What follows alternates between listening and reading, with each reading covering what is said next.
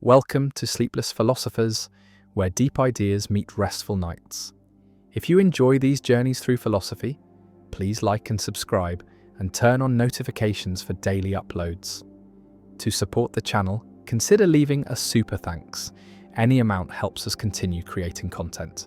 You can also become a member to request video topics. We're not monetized, so your support truly makes the difference. Now let the philosophy begin.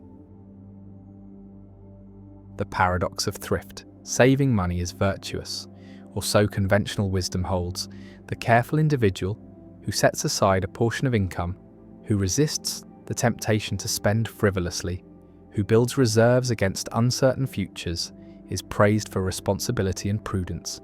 And yet there exists a paradox, articulated by economists and popularized by John Maynard Keynes, which suggests that if everyone tries to save more at the same time, the collective result is not increased wealth but decreased income, not prosperity but recession. And this is the paradox of thrift, a situation where individually rational behavior leads to collectively irrational outcomes, where virtue practiced universally becomes vice. The mechanism of the paradox operates through the relationship between spending and income in an economy, because one person's spending is another person's income. When you buy goods or services, you transfer money to the seller, who uses that money to pay employees and suppliers, who in turn spend it on other goods and services.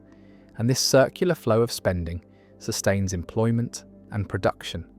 And if many people simultaneously decide to save more and spend less, then aggregate demand falls, businesses see reduced sales and respond by cutting production and laying off workers. And those who lose jobs or see reduced hours have less income, which forces them to reduce spending further, which causes more businesses to cut back. And this feedback loop drives the economy into recession. And in the recession, people earn less income, which means that despite their desire to save more, they may end up saving the same amount or even less than before, because their incomes have fallen. And so the collective attempt to increase savings fails, defeated by the macroeconomic dynamics it sets in motion. The paradox challenges the microeconomic intuition that saving is always beneficial, that thrift is a virtue without qualification, and it reveals a divergence between individual rationality and collective welfare, a situation where what is good for each person taken separately is bad for everyone taken together. And this kind of divergence appears throughout economics, in the tragedy of the commons where individual overuse of shared resources leads to collective depletion, in the prisoner's dilemma where individual defection leads to mutually harmful outcomes, and in coordination failures where the inability to synchronize actions produces inefficiency. Keynes used the paradox of thrift to argue for government intervention during economic downturns, suggesting that when private sector spending collapses, the government should step in and increase public spending, running deficits if necessary to maintain aggregate demand and prevent the economy from spiraling into depression. And this idea became a cornerstone of Keynesian economics, influencing policy responses to recessions for decades, though it remains controversial, with critics arguing that government spending is inefficient, that deficits impose costs on future generations, that markets are self-correcting and will eventually restore full employment without intervention, and that the paradox of thrift does not apply in the long run because savings finance investment, which increases productive capacity and future income. The debate over the paradox of thrift touches on fundamental questions about how economies function, whether they are naturally stable or prone to instability, whether markets can coordinate the actions of millions of individuals efficiently, or whether coordination failures are common and require correction, and whether the behavior that is rational for individuals is also rational for society, or whether there are systematic conflicts between private incentives and public welfare. The paradox also raises ethical and philosophical issues, because if individual virtue can produce collective harm, then the relationship between ethics and outcomes becomes more complex. The action that seems right from a personal perspective may contribute to suffering when widely practiced. And this suggests that moral evaluation cannot focus solely on individual actions, but must also consider systemic effects, the ways that individual choices aggregate into social outcomes, and whether there are actions that are permissible or even obligatory for individuals, but disastrous if universally adopted. The paradox of thrift connects to issues of time preference and uncertainty, because saving reflects a preference for future consumption over present consumption, a willingness to sacrifice immediate gratification for future security.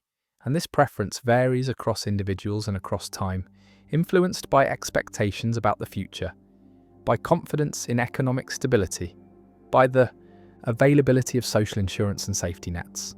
And when uncertainty increases, people tend to save more as a precaution. And this precautionary saving can trigger the paradox, can cause the very economic instability that people are trying to protect themselves against, creating a self-fulfilling prophecy where fear of recession causes recession. The paradox also appears in the context of debt and deleveraging. When households or firms carry high levels of debt, they may all try to reduce their debt burdens simultaneously by saving more and spending less. And this collective deleveraging reduces aggregate demand and can cause a debt deflation spiral where falling prices and incomes make debt burdens even harder to service, leading to defaults and further economic contraction.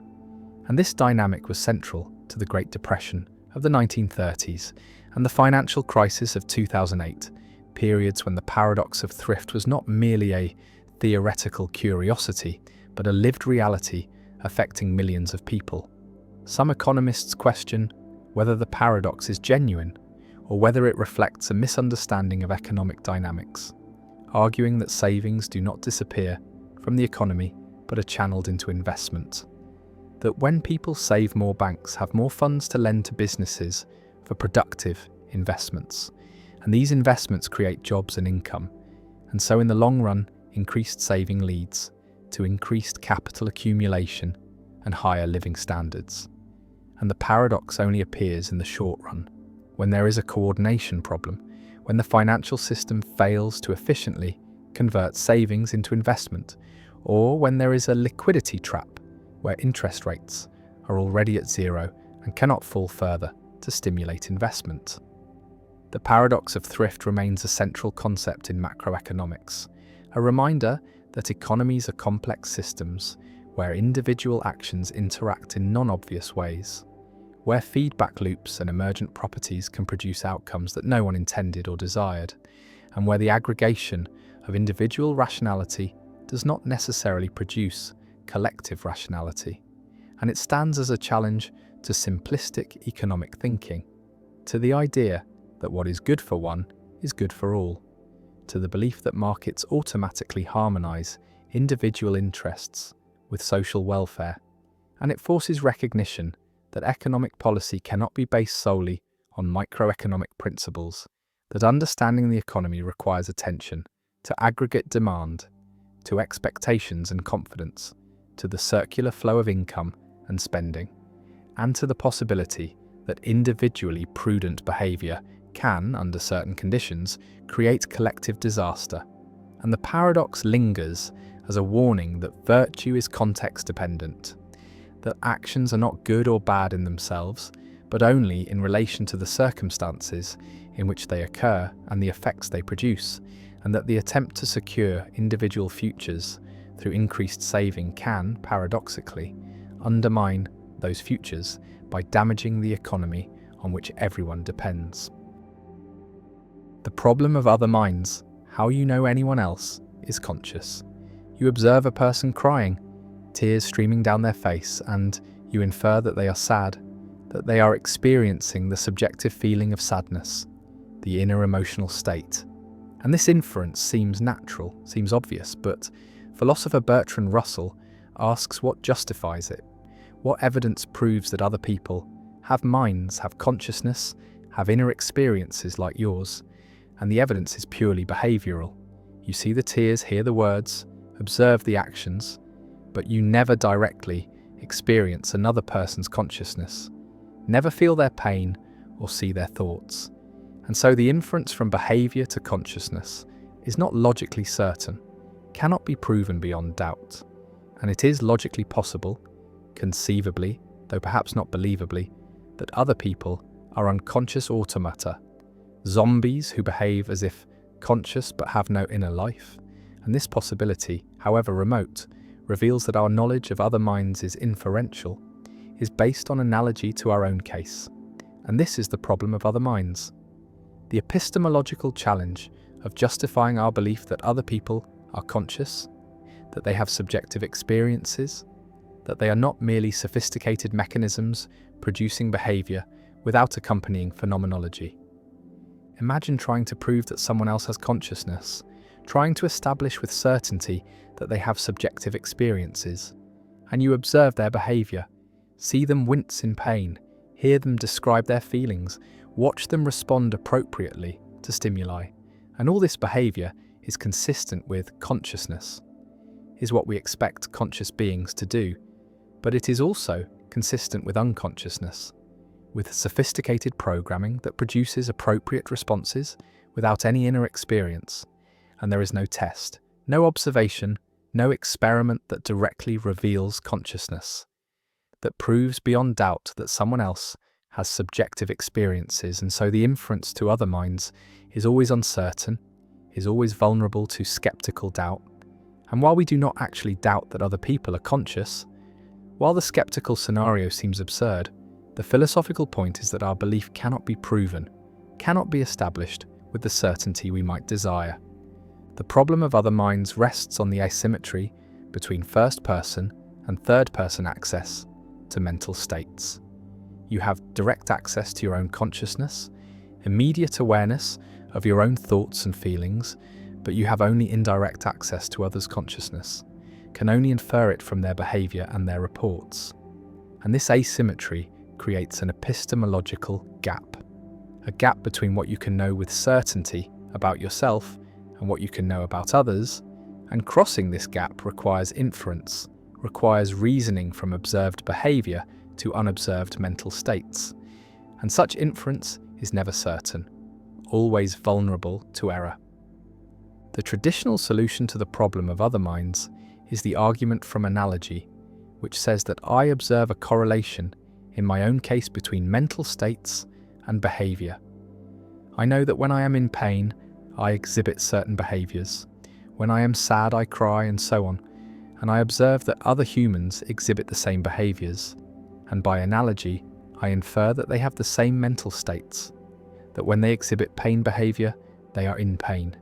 And this analogy is strengthened by the similarity between my body and their bodies, by the fact that we share similar physiology, and so it is reasonable to infer that we share similar mental lives. But critics of the argument from analogy point out that it is based on a sample size of one. On my own case, and generalizing from one case to all cases is weak induction. And moreover, the analogy assumes what it sets out to prove, assumes that behavioral similarity indicates mental similarity, and this assumption is precisely what the skeptic challenges. Visualize the epistemic situation. You are confined to your own consciousness, your own first-person perspective, and everyone else exists outside this perspective, exists as objects in your experience rather than as subjects with their own experiences.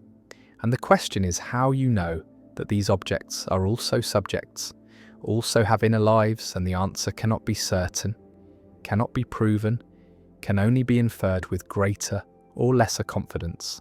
And this realization that our knowledge of other minds is uncertain is one of the permanent features of the human epistemic situation, a gap that cannot be fully closed.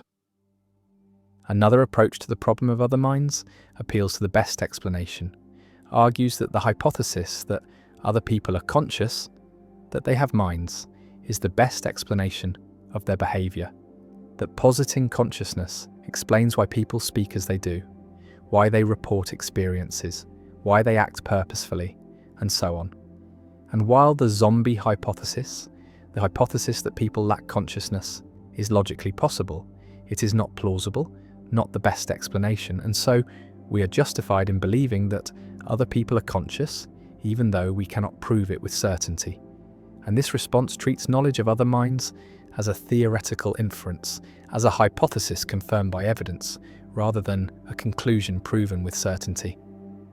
A third approach, associated with Wittgenstein, questions the framework of the problem, argues that the idea of privately checking whether another person is conscious is confused, that consciousness is not a hidden inner property that might be present or absent while behaviour remains the same, but is manifested in behaviour, is constituted by appropriate responsiveness, and there is no gap between behaviour and mind, no possibility of zombie-like creatures that behave as if conscious but lack consciousness, because consciousness just is the pattern of appropriate behaviour, and the problem of other minds dissolves, because it is based on a misunderstanding of what consciousness is, treats it as an inner object rather than as a pattern of life.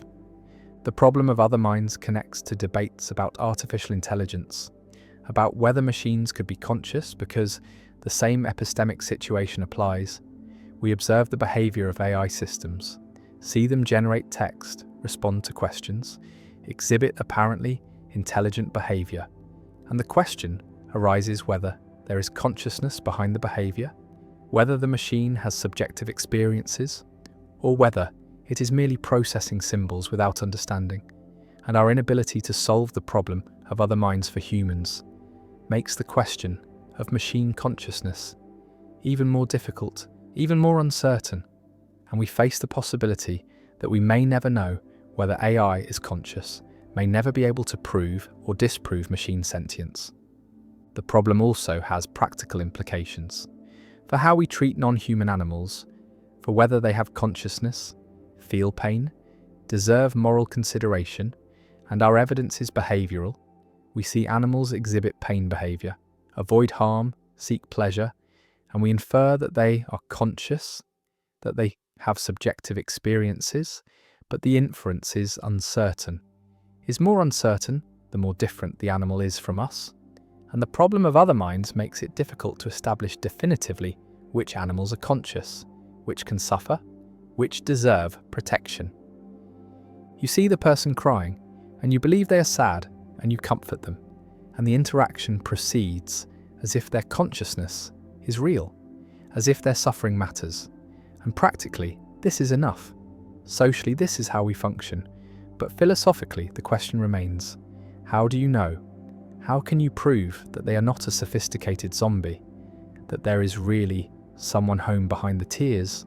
And the answer is that you cannot prove it, can only infer it, can only trust in analogy and explanation, and the shared form of life that suggests consciousness is universal among humans.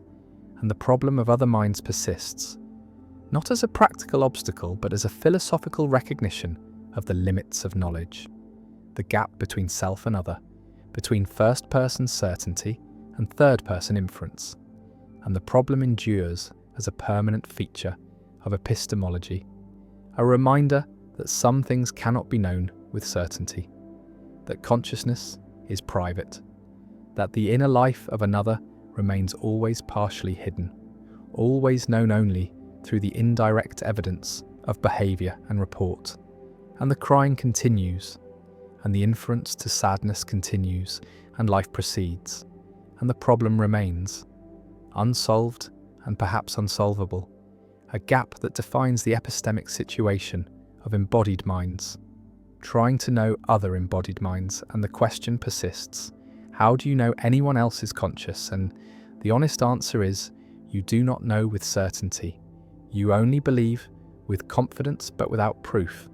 And this uncertainty is part of what it means to be human, to be a conscious being among what you believe are other conscious beings, but can never know for certain. The rubber hand illusion, when a fake hand becomes yours. A person sits at a table, their real hand hidden from view behind a screen, and a rubber hand, a realistic prosthetic, is placed in front of them where they can see it, and the experimenter uses two paintbrushes, simultaneously stroking the hidden real hand and the visible rubber hand in synchrony. The same strokes at the same times on corresponding locations, and after several minutes, something strange happens. The person begins to feel as though the rubber hand is their hand, feels the touch sensations as coming from the rubber hand rather than from the hidden real hand. And when the experimenter threatens the rubber hand, moves a hammer toward it, as if to strike, the person flinches, shows a physiological stress response, reacts as though the rubber hand is in danger. And this is the rubber hand illusion, discovered by Botvinnik and Cohen in 1998. A phenomenon demonstrating that body ownership, the sense that a body part is yours, is not fixed but is flexible, can be manipulated, can be extended to objects that are not part of your body. And the illusion reveals that the sense of body ownership is constructed by the brain through integration of visual, tactile, and proprioceptive information. And when these signals are consistent, when vision shows a hand being touched in the same way, and at the same time as tactile signals indicate your hand is being touched, the brain infers that the seen hand is your hand, updates the body representation, and the rubber hand is incorporated into the body schema. And the rubber hand illusion has profound implications for understanding embodiment, for understanding the sense of self, for prosthetic design, and for recognizing that the boundaries of the self are not fixed but are dynamic and constructed. Imagine the subjective experience. You watch the rubber hand, see the paintbrush stroke it, and simultaneously feel strokes on your real hidden hand. And at first the rubber hand is clearly not yours, is obviously a fake. But as the synchronous stroking continues, something shifts. The rubber hand begins to feel like it could be yours, begins to feel connected, and after several minutes, the feeling is strong. The rubber hand feels like part of your body, and when you're asked to close your eyes and point to where your real hand is, your pointing is shifted toward the rubber hand. You mislocalize your real hand, place it closer to the rubber hand than it actually is, and this proprioceptive drift shows that the body representation has been updated, has incorporated the rubber hand. And the illusion is not just a belief, but is a genuine perceptual shift, a change in how your body feels and where it feels located. The rubber hand illusion demonstrates multisensory integration, shows that the brain combines information from different senses to construct a coherent representation of the body. And when visual, tactile, and proprioceptive signals are consistent, they are attributed to the same body part, and the brain updates the body schema accordingly. And the rubber hand, despite being visibly fake, is integrated because the signals are consistent. Vision and touch agree, and the brain prioritizes consistency over implausibility, treats the consistent signals as evidence of body ownership, and the illusion reveals that body ownership is not simply given by innate body knowledge, but is actively maintained through continuous multisensory integration. And the boundaries of the body are flexible, can be extended or contracted depending on sensory evidence. Visualize the body schema as a dynamic map, a neural representation of the body's configuration and boundaries. And this map is constantly updated based on sensory input, is adjusted to reflect current body state.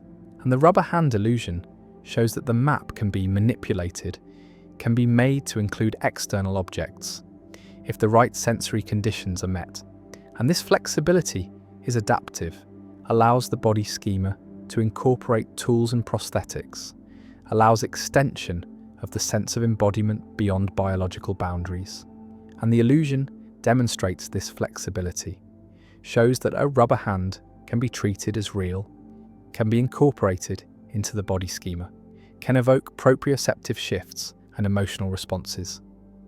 The rubber hand illusion has practical applications for prosthetic design, for helping amputees incorporate artificial limbs, for creating prosthetics that feel like part of the body rather than like external tools, and understanding the conditions that produce the illusion, the need for synchronous multisensory stimulation, informs how prosthetics should provide feedback, how they should integrate visual and tactile signals, and the illusion has been used therapeutically, has been adapted to treat phantom limb pain, to help amputees resolve conflicts between visual evidence of absence and proprioceptive evidence of presence, and the techniques developed from studying the illusion have real clinical value.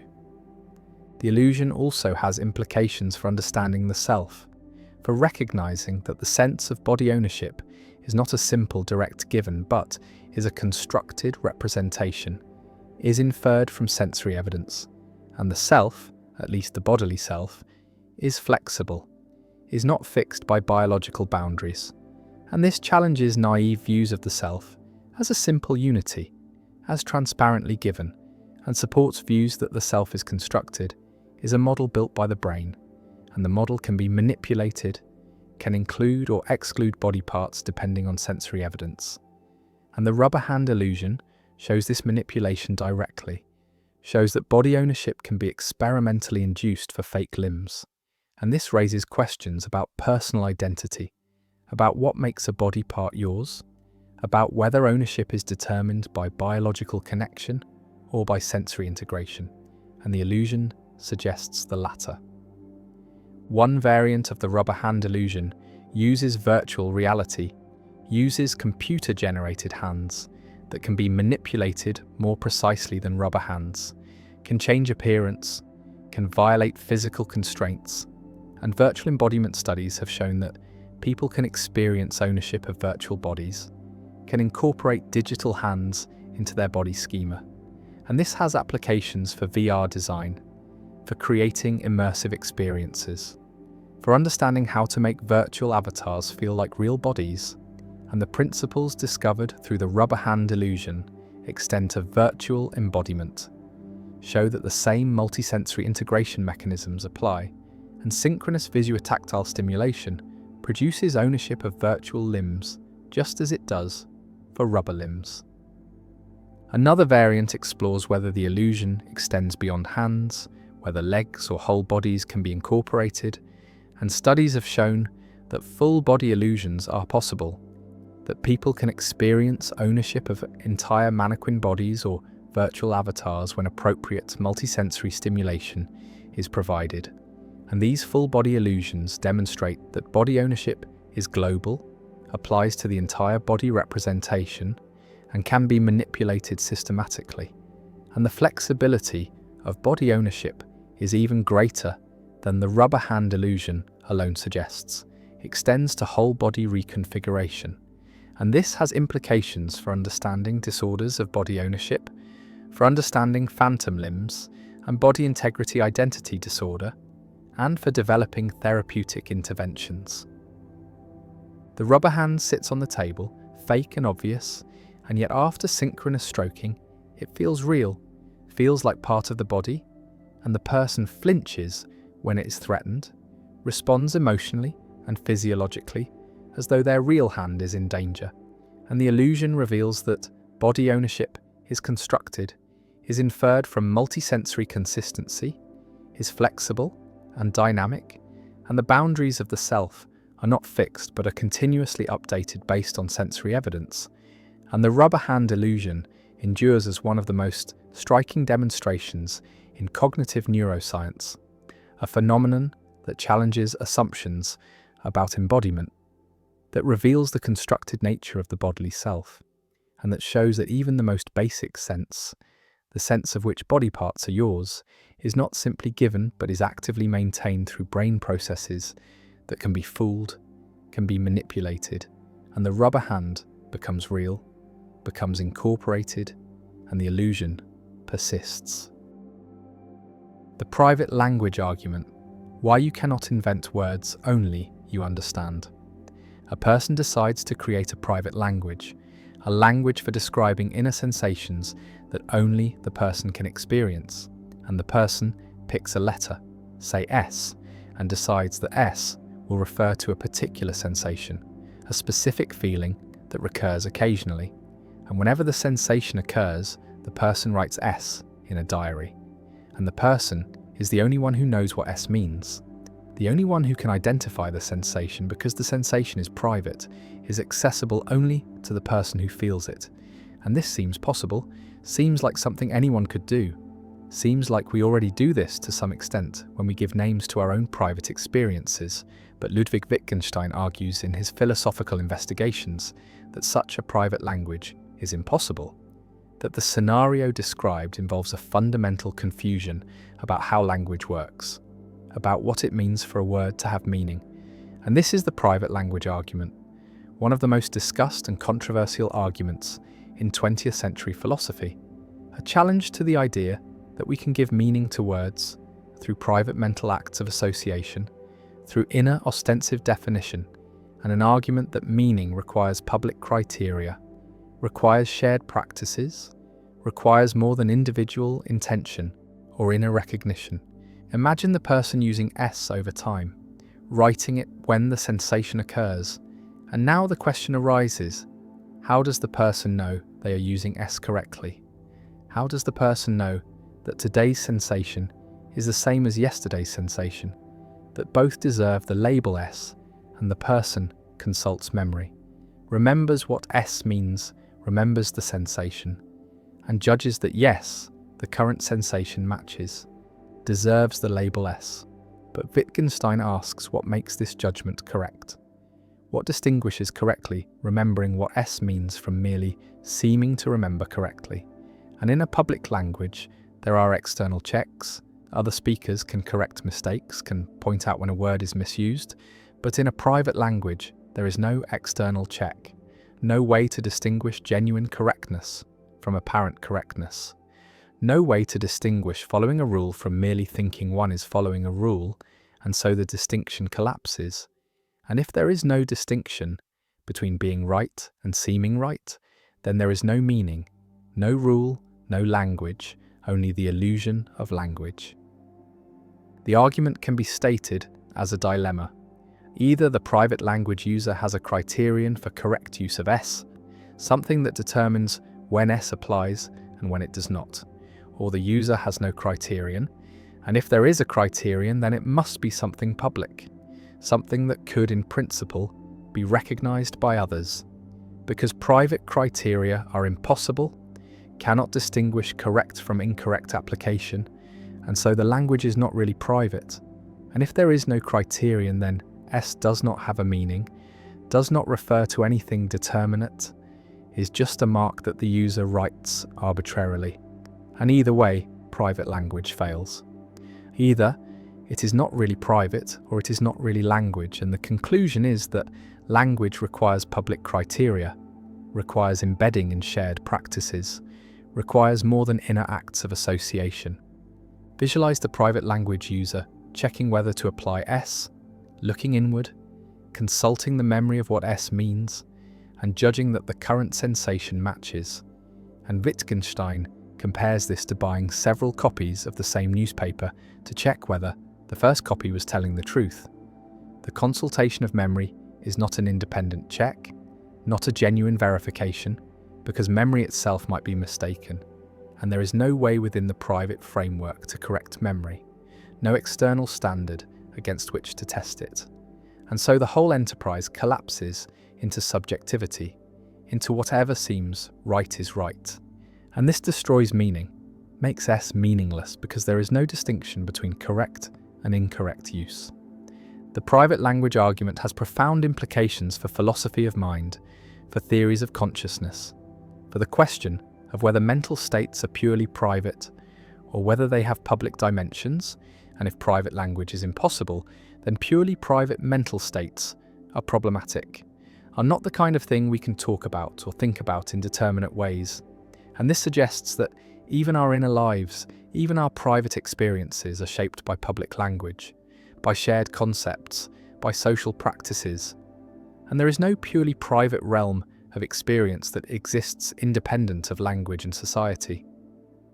One response to the argument defends private language, argues that Wittgenstein's standards for meaning are too strict, that memory can serve as a criterion even if it is fallible, that we do have private access to our sensations, and that this access, combined with memory, is sufficient to ground meaning.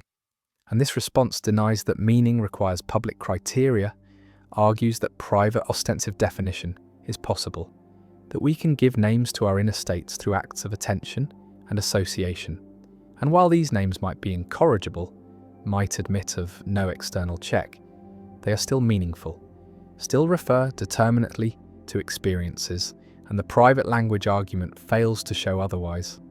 Another response accepts that individual private language is impossible, but argues that this does not threaten our understanding of consciousness or inner experience, because we do not actually use private language, we use public language to describe our inner states, and words like pain and sensation have public criteria, have behavioural and contextual conditions for application, and so there is no need for private language, no loss if private language is impossible, and the argument's conclusion, rather than being threatening, is liberating, shows that language is essentially social, that meaning is public, and that our inner lives are not sealed off, but are accessible through language and behaviour.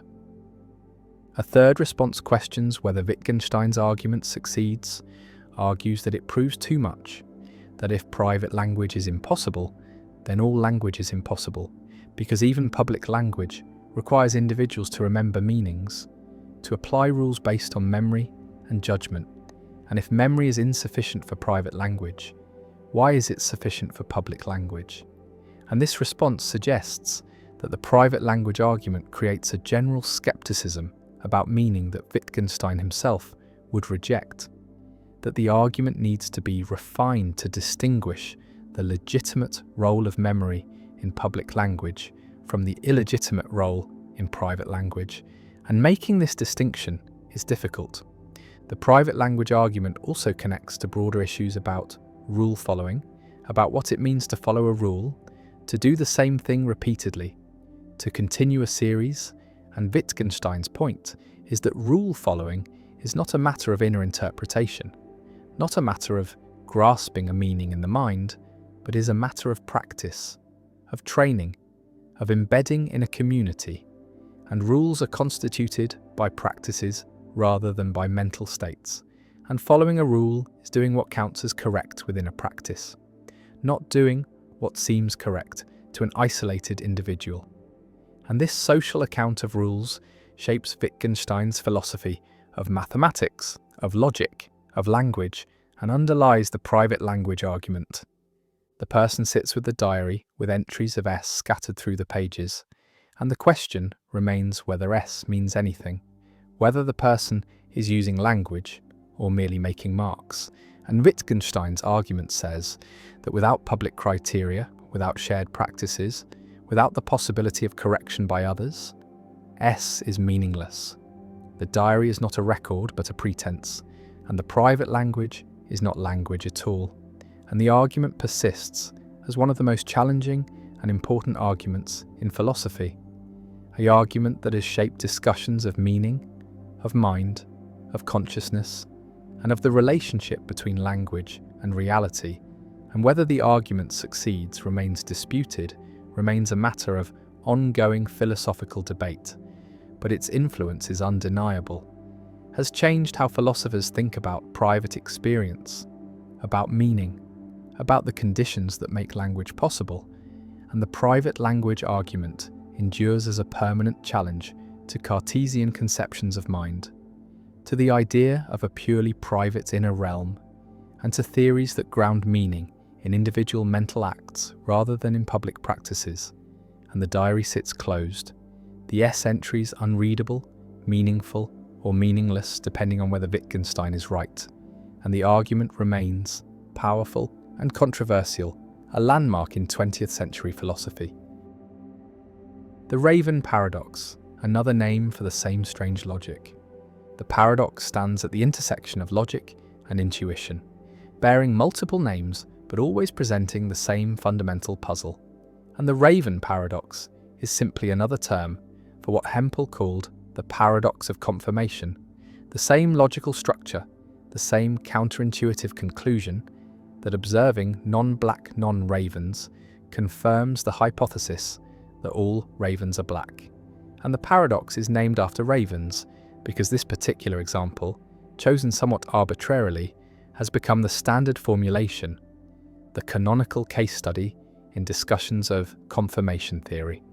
And ravens serve as the perfect illustration, because the hypothesis all ravens are black is simple, clear, empirically testable, and the conclusion that red apples provide evidence for this hypothesis is maximally counterintuitive. And so the raven paradox persists as a permanent fixture in philosophy of science, a problem that every theory of confirmation must address, a test case that separates adequate theories from inadequate ones. The paradox reveals something deep about the nature of scientific reasoning, about how we move from observations to generalizations, from data to theories, and the lesson is that confirmation cannot be understood purely formally, cannot be reduced to logical rules applied mechanically, but requires judgment, requires taking into account background knowledge, context, relevance, and the structure of inquiry, and different philosophical traditions respond differently. Bayesians appeal to prior probabilities and degrees of belief.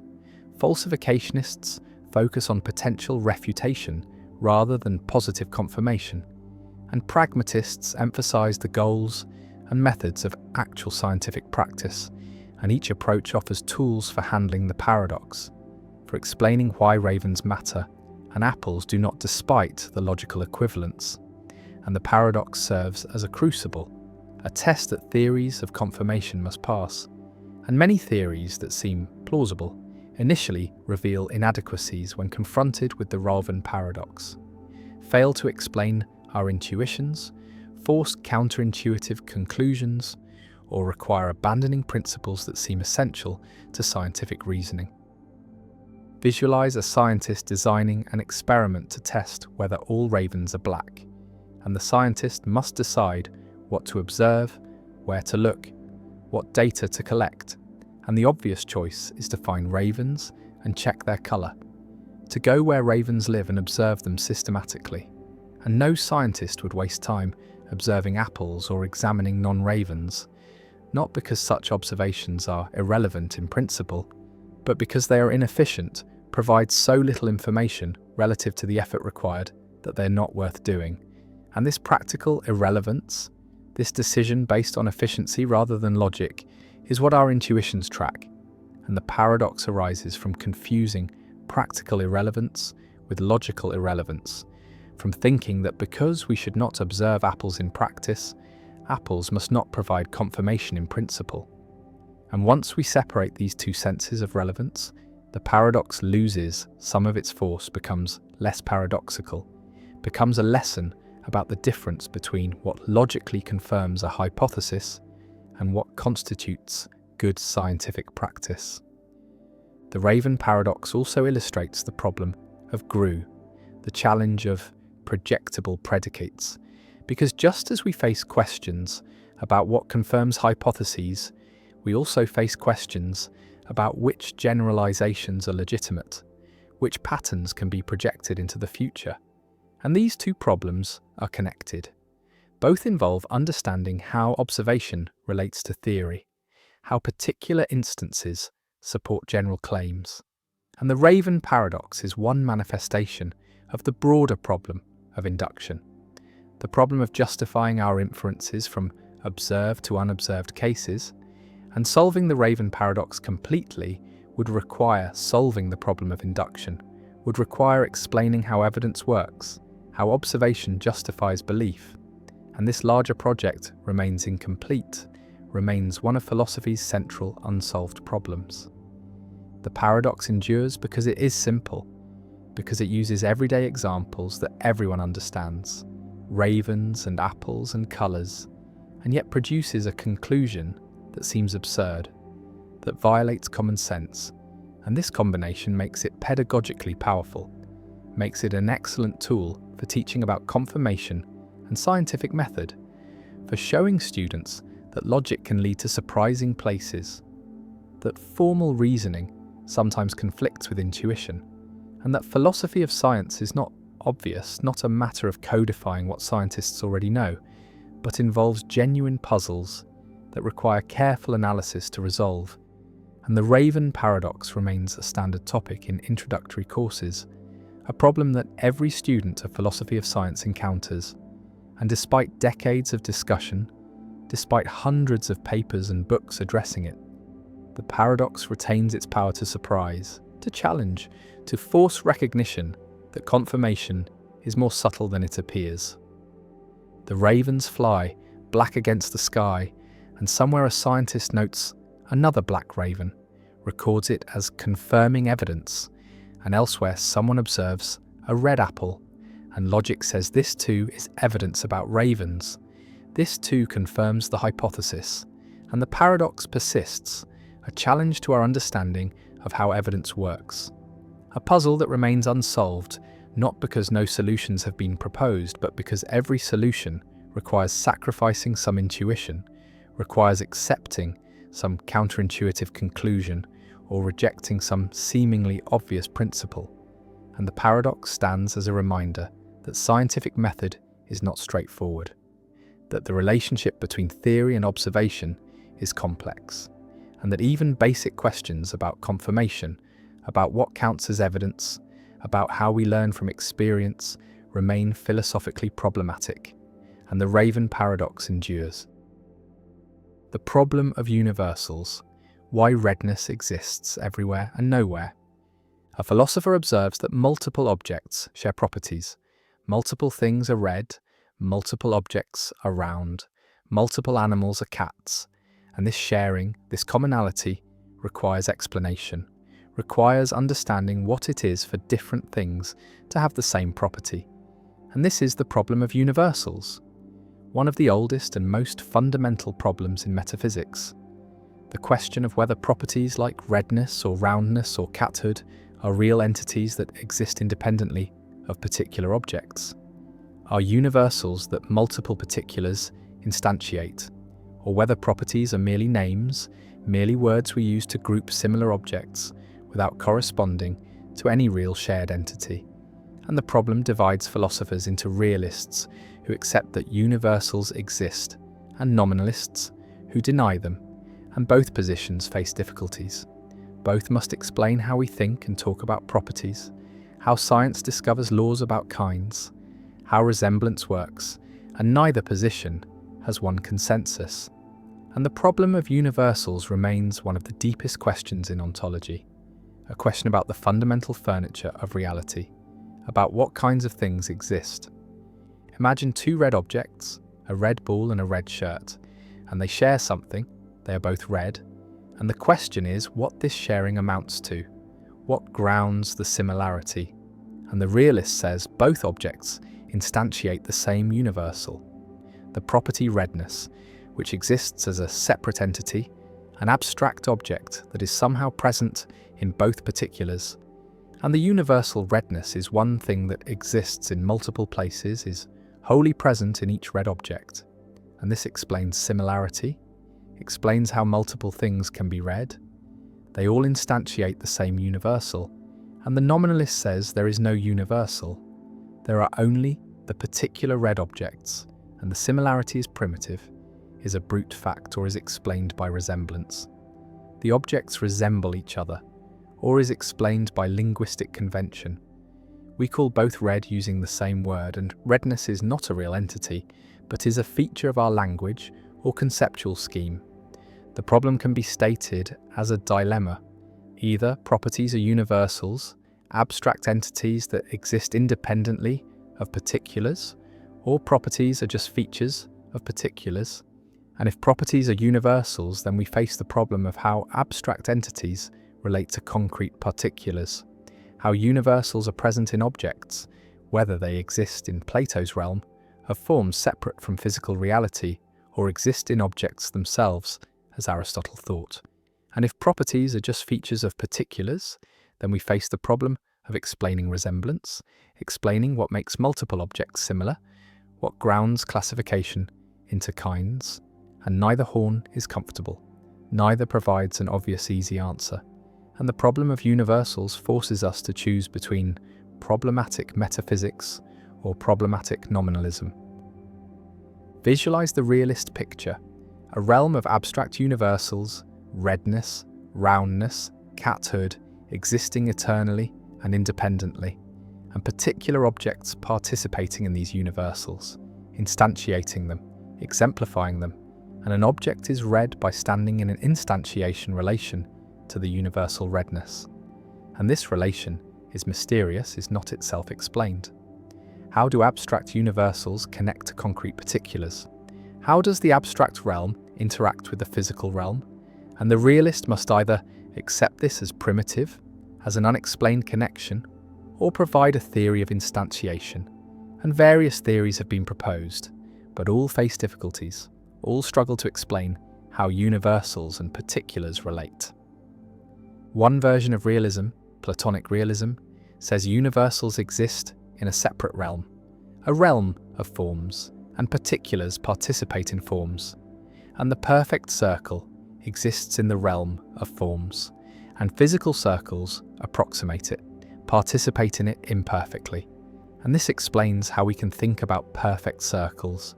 Even though no physical object is perfectly circular, we grasp the form directly through reason, but the theory faces the problem of how we access the realm of forms, how our minds, which are physical, can connect to abstract entities, and the theory faces the problem of how participation works, how forms relate to particulars. And Aristotle rejected Platonic realism, argued that forms exist in particulars, are immanent in objects, not transcendent, and redness exists in red objects, is a component of them, and this avoids the separate realm, but creates other problems. How can one form be in many places? How can universals be divided among particulars? Nominalism rejects universals entirely, accepts only particulars, and explains similarity without appealing to shared properties. And various nominalist strategies exist. Resemblance nominalism says objects are similar because they resemble each other, and resemblance is primitive, not explained by shared properties. And redness is just the class of objects that resemble paradigm red objects. And this avoids commitment to universals but faces the problem that resemblance seems to presuppose properties, seems to require that objects share something. And if resemblance is primitive, then we have not really eliminated properties but renamed them. And resemblance nominalism faces technical difficulties with explaining degrees of resemblance, with avoiding circularity. Another nominalist approach, predicate nominalism, says properties are just predicates, just words, and redness is the predicate red, and objects are read by satisfying the predicate. And this linguistic nominalism faces the problem of explaining why predicates apply. What makes it true that an object satisfies read? And the answer seems to require properties after all, seems to presuppose that objects have features that make predicates apply, and so predicate nominalism seems to presuppose what it denies, seems to need properties to explain predication.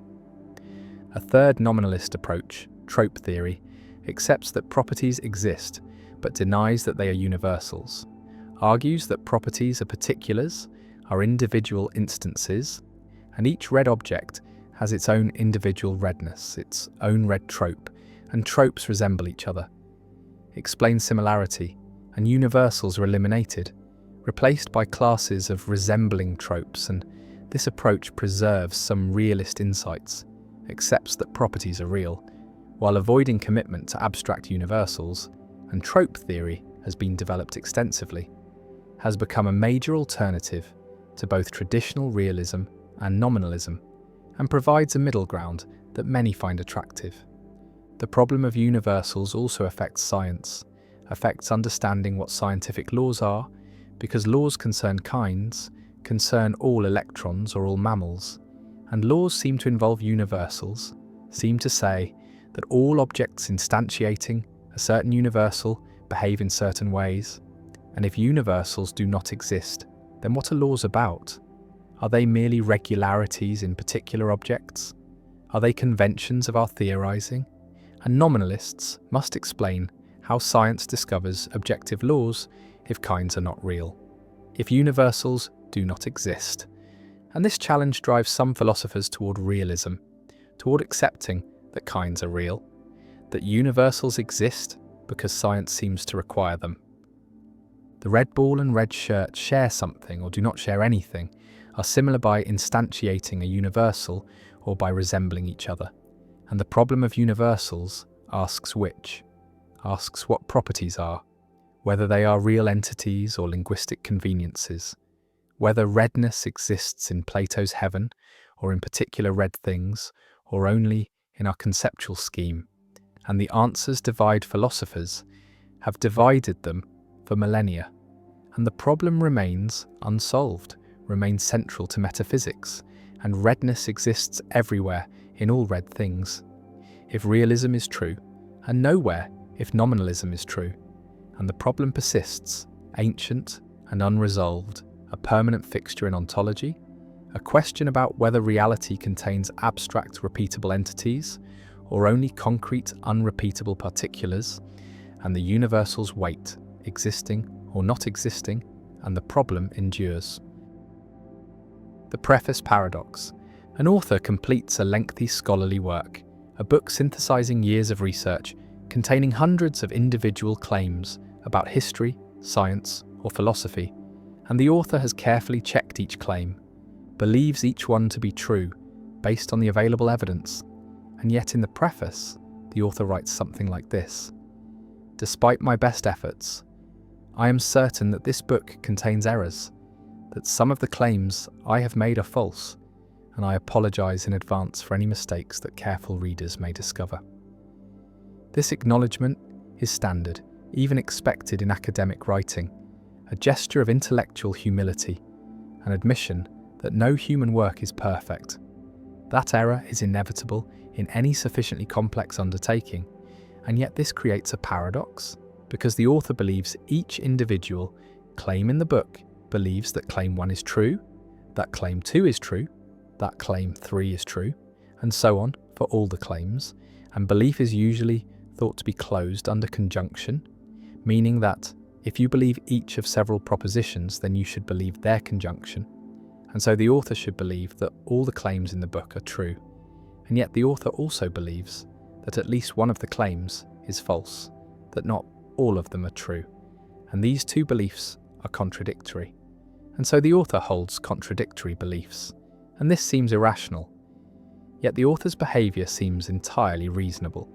Both the individual beliefs and the belief that some of them are false seem justified, and so the preface paradox reveals a tension between rationality and consistency, between what it is reasonable to believe and what logic says about the relationships between beliefs.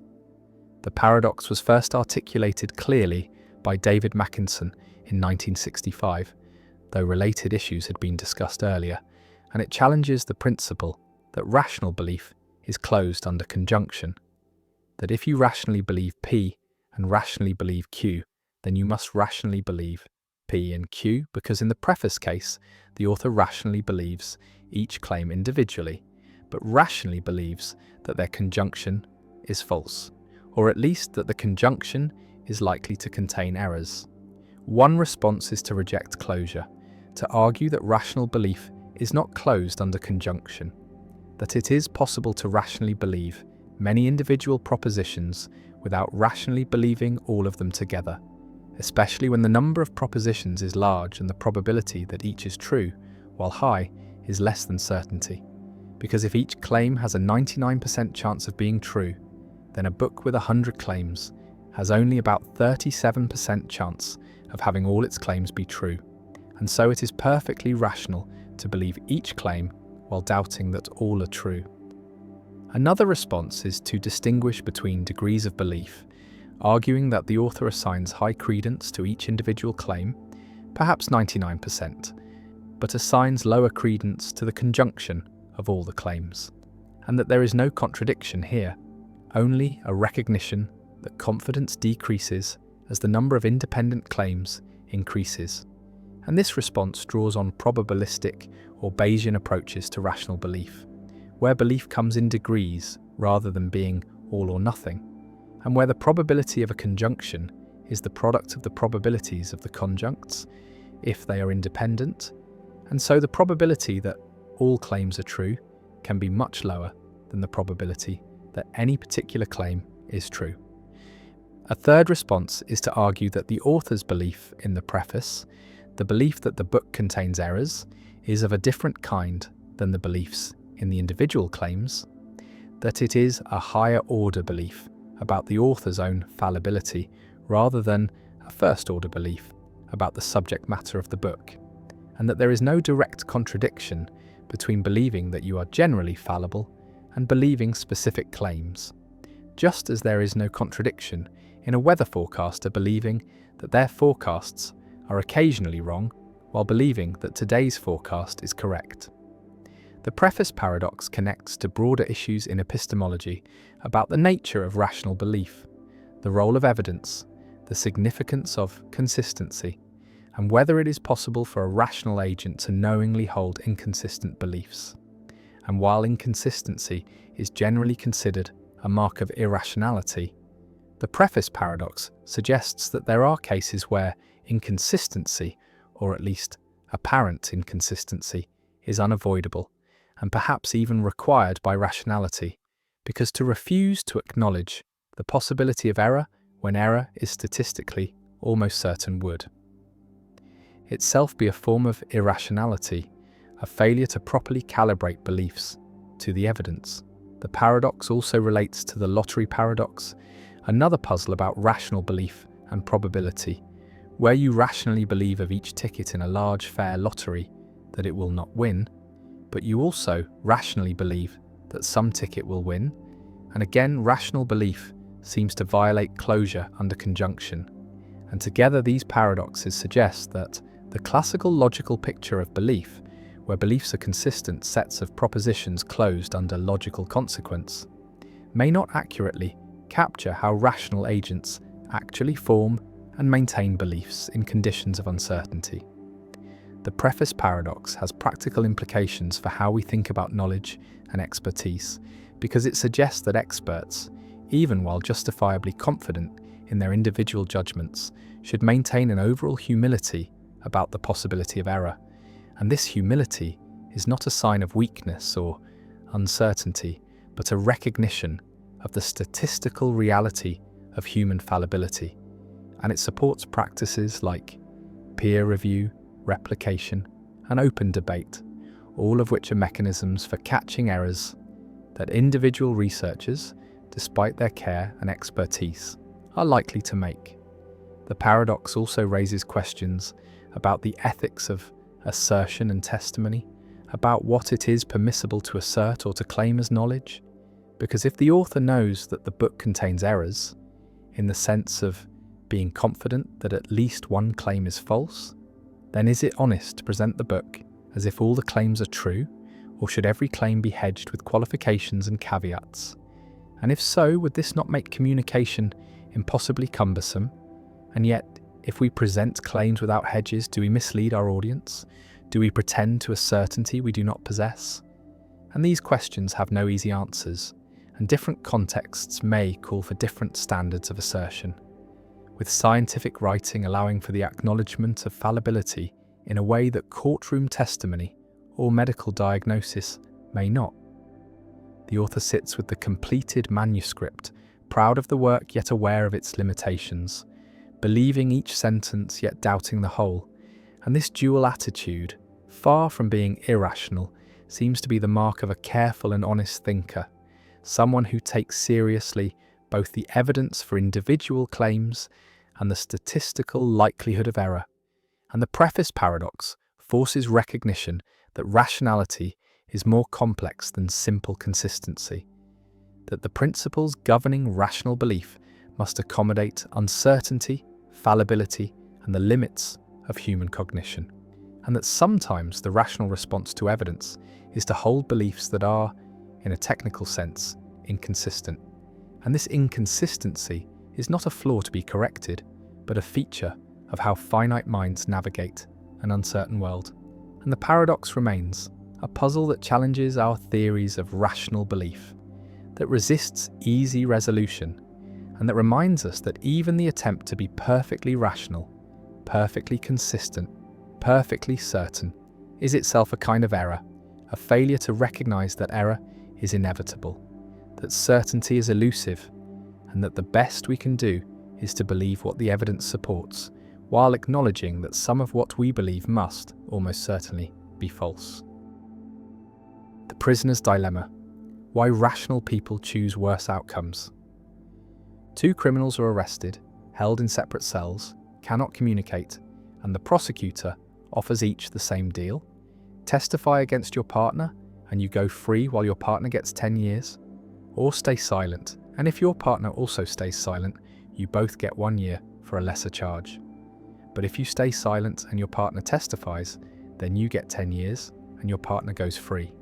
And if you both testify, you both get 5 years. And each prisoner must decide independently, without knowing what the other will choose. And the rational analysis is straightforward. From each prisoner's perspective, testifying dominates staying silent. If your partner stays silent, you get freedom by testifying versus 1 year by staying silent. And if your partner testifies, you get 5 years by testifying versus 10 years by staying silent. So regardless of what your partner does, you're better off testifying. And since both prisoners reason this way, both testify, both get 5 years, and yet if both had stayed silent, both would have gotten only 1 year. And so rational individual decision-making produces a collectively worse outcome. And this is the prisoner's dilemma, one of the most important concepts in game theory, a demonstration that individual rationality can lead to collective irrationality, that pursuing self-interest can harm everyone, including yourself. And the dilemma has applications across economics, politics, environmental policy, international relations, and reveals fundamental tensions between individual and collective good, between rationality and cooperation. Imagine being one of the prisoners, sitting in the cell, considering your options, and you reason, if I stay silent, I get either 1 year if my partner stays silent, or 10 years if my partner testifies. And if I testify, I get either freedom if my partner stays silent, or 5 years if my partner testifies. And comparing these, testifying is better in both cases, gives me a better outcome regardless of what my partner does. And this is a dominant strategy, a strategy that is best no matter what others do. And rationality seems to require choosing your dominant strategy. And so you testify, and your partner reasons the same way, also testifies, and you both get 5 years. And looking back, you realize that if you had both stayed silent, you would both be better off, would both get only 1 year, but you had no way to ensure your partner would stay silent, no way to trust. And without trust, the rational choice is to testify, even though cooperation would benefit both. The prisoner's dilemma demonstrates the difference between Nash equilibrium, a state where no player can improve by changing strategy unilaterally, and Pareto optimality, a state where no one can be made better off without making someone worse off. And in the dilemma, both testifying is a Nash equilibrium because neither prisoner can improve by switching to silence if the other is testifying. But both testifying is not Pareto optimal because both could be better off if both stayed silent. And this divergence between equilibrium and optimality is what creates the dilemma, shows that rational individual decision-making can get stuck in suboptimal outcomes, can fail to reach mutually beneficial cooperation. Visualize the dilemma as a payoff matrix. Rows represent prisoner A's choices, columns represent prisoner B's choices, and the cells show the outcomes. And the structure reveals that mutual cooperation yields better outcomes than mutual defection. But cooperation is risky, is vulnerable to exploitation, and defection is safe. Is the rational choice if you cannot trust your partner. And the dilemma captures this tension between cooperation and defection, between trusting others and protecting yourself. And this tension is ubiquitous, appears in countless real-world situations, from arms races to environmental agreements to business competition. The prisoner's dilemma has multiple variants: iterated prisoner's dilemma, where the same players interact repeatedly. An iteration changes the analysis because future interactions create incentives for cooperation, create opportunities for reputation building and retaliation, and strategies like tit for tat, where you cooperate initially and then mirror your partner's previous choice, perform well in iterated games, achieve cooperation through reciprocity, And this shows that repeated interaction can solve the dilemma, can enable cooperation even among self-interested rational agents. And real-world interactions are often repeated, are embedded in ongoing relationships, and this repetition facilitates cooperation, makes trust possible. Another variant is the multiplayer prisoner's dilemma, also called the tragedy of the commons, where many individuals face the choice between cooperating, restraining themselves for collective benefit, or defecting, pursuing individual benefit at collective cost. And examples include overfishing, pollution, climate change, where each individual's rational self-interest leads to collective disaster. And the tragedy of the commons shows that the prisoner's dilemma scales applies to large groups. And the problem is even harder with many players because coordination is more difficult, free riding is easier, and collective action problems arise, and solving these requires institutions, requires mechanisms for enforcement, for monitoring, for punishing defectors. And this is why societies have laws, have regulations, have enforcement mechanisms, because voluntary cooperation is difficult to sustain in large groups facing prisoners' dilemmas. The dilemma also has implications for moral philosophy, for understanding ethics and rationality, because the dilemma shows that rationality and morality can conflict, that the rational choice is to defect, to pursue self-interest, but the moral choice is to cooperate, to consider collective welfare. And this conflict challenges theories that equate rationality with morality, shows that purely self-interested rationality is insufficient for social welfare, requires supplementation with moral considerations, with concern for others, and various moral theories respond differently. Consequentialism might argue that the rational thing is to cooperate because outcomes matter. Contractarianism might argue that rational agents would agree to constraints on defection to avoid mutual harm. And virtue ethics might argue that cooperating reflects good character, even if not strictly rational, in narrow self-interest. One lesson from the prisoner's dilemma is the importance of institutions, of mechanisms that change incentives, that make cooperation rational, and laws that punish defection, contracts that bind parties, monitoring systems that detect cheating, all serve to solve prisoners' dilemmas. All transform situations where defection is rational into situations where cooperation is rational.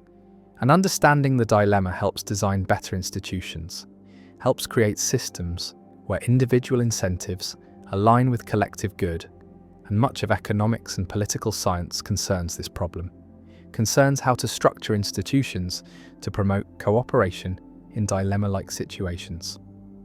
Another lesson is the importance of communication, of trust building, of reputation, because in real-world dilemmas, players can communicate, can make commitments, can observe each other's behavior over time. And these factors facilitate cooperation, make it easier to coordinate on the cooperative outcome. And experiments show that allowing communication increases cooperation rates dramatically in prisoners' dilemmas. And this is why diplomacy matters, why negotiation matters, why building relationships matters, because these processes enable cooperation even when individual incentives favor defection. The prisoners sit in separate cells, cannot communicate, face the choice, and rational analysis drives them both to testify, to defect, even though cooperation would benefit both. And the dilemma reveals that rationality is not enough, that collective outcomes require more than individual optimization, require cooperation, trust, institutions, repeated interaction, communication, and the prisoner's dilemma remains one of the most important concepts in social science, a simple game that captures fundamental tensions in social life, that shows why cooperation is difficult, why self-interest can be self-defeating, why rational agents can fail to achieve optimal outcomes, and the dilemma persists as a permanent challenge to theories of rationality, to assumptions about markets and institutions, and as a tool for understanding why societies need laws, norms, enforcement, reputation, communication, all mechanisms that help solve dilemmas, that enable cooperation despite individual incentives to defect. And the prisoners testify, and both lose more than they needed to, and the dilemma endures. The ship of Theseus. A ship returns to harbour after a long voyage, its wooden planks weathered and damaged by storms and salt. And the repairs begin. One plank is removed and replaced with new wood, then another, and over months or years every single plank, every beam, every nail is replaced until nothing of the original materials remains. And yet it is still called the Ship of Theseus, still registered under the same name, still captained by the same crew, and the question arises, is it the same ship or a different ship? And if it is different, when did it become different? After the first plank was replaced, or the 10th, or the last, and where is the boundary between identity and change? The paradox is ancient, discussed by Greek and Roman philosophers, and it strikes at the heart of what it means for an object to persist through time, to remain itself despite losing and gaining parts. And the problem deepens when a second scenario is introduced. Imagine that all the original planks removed from the ship of Theseus are collected and stored, and then using only those original materials, a second ship is built, an exact replica assembled from the very wood that once formed the ship of Theseus. And now there are two ships, one that has been continuously repaired and one that is made entirely of the original materials. And which one is the true ship of Theseus, the one with continuity of form and function, or the one with continuity of material? The paradox has no clear answer, and different philosophical traditions offer different responses. Some argue that identity is determined by material composition, that an object is the sum of its parts, and so the ship made from original planks is the true ship of Theseus, even though it was disassembled and reassembled, while others argue that identity is determined by form and function, that what makes the ship is its structure and purpose, and so the continuously repaired ship retains its identity, even though none of its original material remains. Still others suggest that identity is conventional, a matter of social agreement and practical convenience, that there is no objective fact about which ship is the real ship of Theseus, only a question of what we choose to call it based on our needs and conventions. The paradox extends beyond ships to living organisms because the cells in the human body are constantly dying and being replaced, and over a period of years almost every atom in the body is exchanged with the environment, and yet a person is considered the same person throughout their life. And so what makes identity persist? Is it continuity of consciousness, continuity of memory, continuity of physical form, or something else entirely?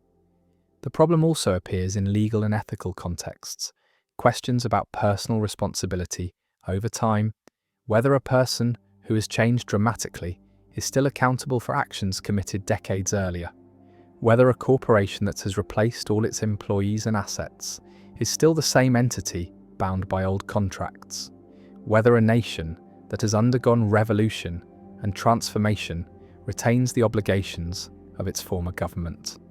Some philosophers embrace a four-dimensionalist view, arguing that objects are not three-dimensional things that persist through time, but four-dimensional space-time worms, extended through time as well as space, and that what we call the ship of Theseus is really a temporally extended object, a continuous path through space-time, and the question of identity becomes a question of how we slice that four-dimensional object into temporal parts.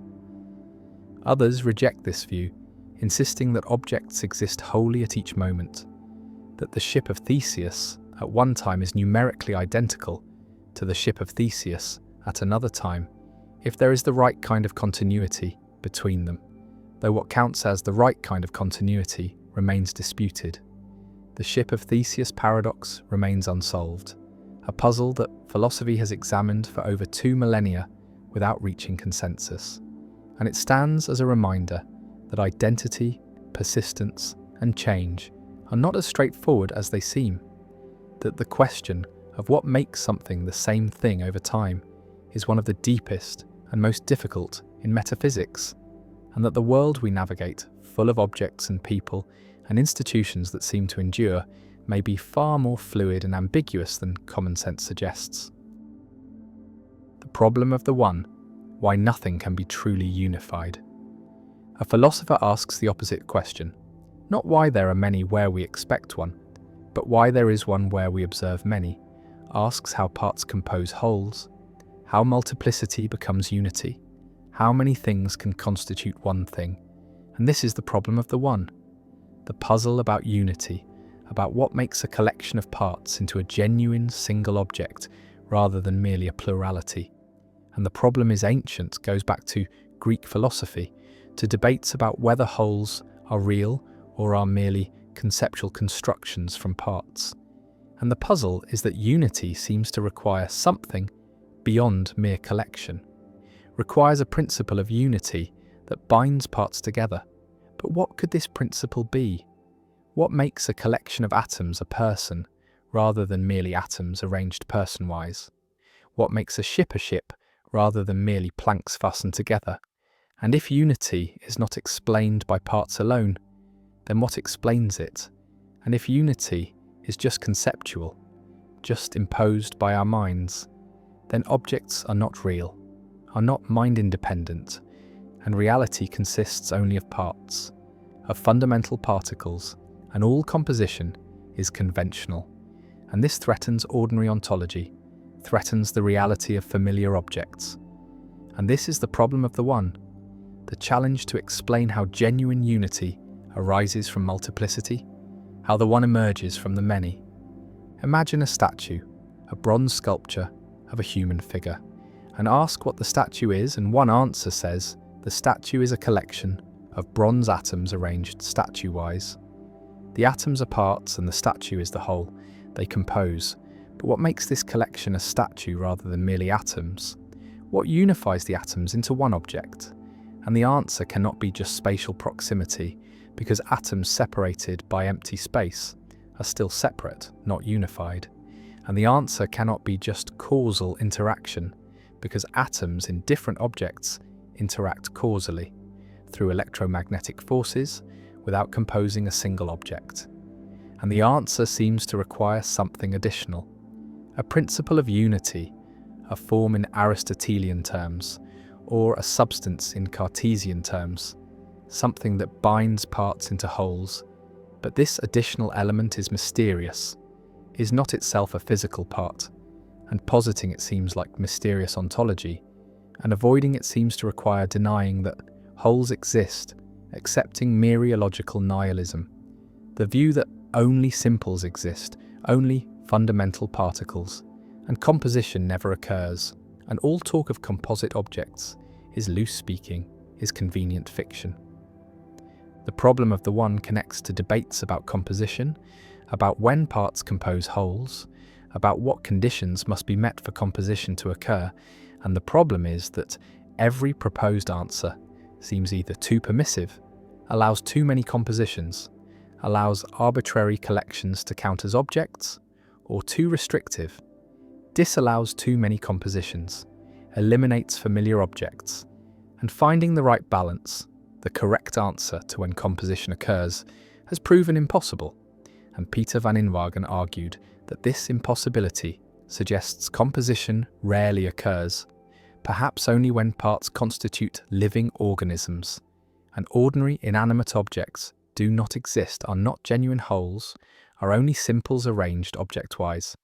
And this revisionary ontology preserves unity for organisms, but eliminates most ordinary objects. And critics find this too extreme, too counterintuitive, too willing to deny the obvious existence of chairs and tables and planets. Visualize unity as a relation between parts that binds them into wholes. And the question is, what grounds this relation? What makes it obtain?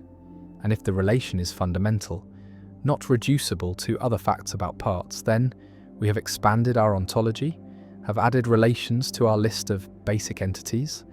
And if the relation is reducible, is just parts having certain properties or standing in certain spatial or causal relations, then we can eliminate talk of wholes, can replace it with talk of parts and their relations, and the whole is not an additional entity but is just the parts and relations described collectively. And this eliminativist approach solves the problem of the one by denying that unified wholes exist, accepting that only parts exist and unity is conceptual, is our way of organizing parts into groups. And objects are not discovered but constructed by our practices of grouping and naming. One response to the problem of the one embraces mereological universalism, argues that any parts whatsoever compose a whole. That composition always occurs, that for any collection of objects, no matter how disparate, there is a further object that they compose. And this position accepts vast ontology, accepts that there are objects, like the fusion of your left hand and the Eiffel Tower, bizarre, scattered objects that common sense would reject. And the advantage is that composition is simple, unrestricted, explained by a single principle. But the disadvantage is that most composite objects are not recognized by ordinary thought, are not natural kinds, are arbitrary fusions, and this threatens to make ontology too easy, too unconstrained, accepts too much rather than too little. Another response accepts that some compositions occur and others do not, that there are principal distinctions, that organisms compose wholes but arbitrary collections do not, that bonding or causation or functional integration grounds composition determines when parts unify into wholes, and this moderate position preserves ordinary objects, accepts that chairs and organisms exist while rejecting bizarre fusions. And the challenge is to state the principle precisely, to say exactly which compositions occur, and every proposed principle faces counterexamples, faces cases where intuition says composition occurs, but the principle says it does not, or vice versa, and no principle has won consensus, and the problem of the one persists as a challenge to find the correct theory of composition.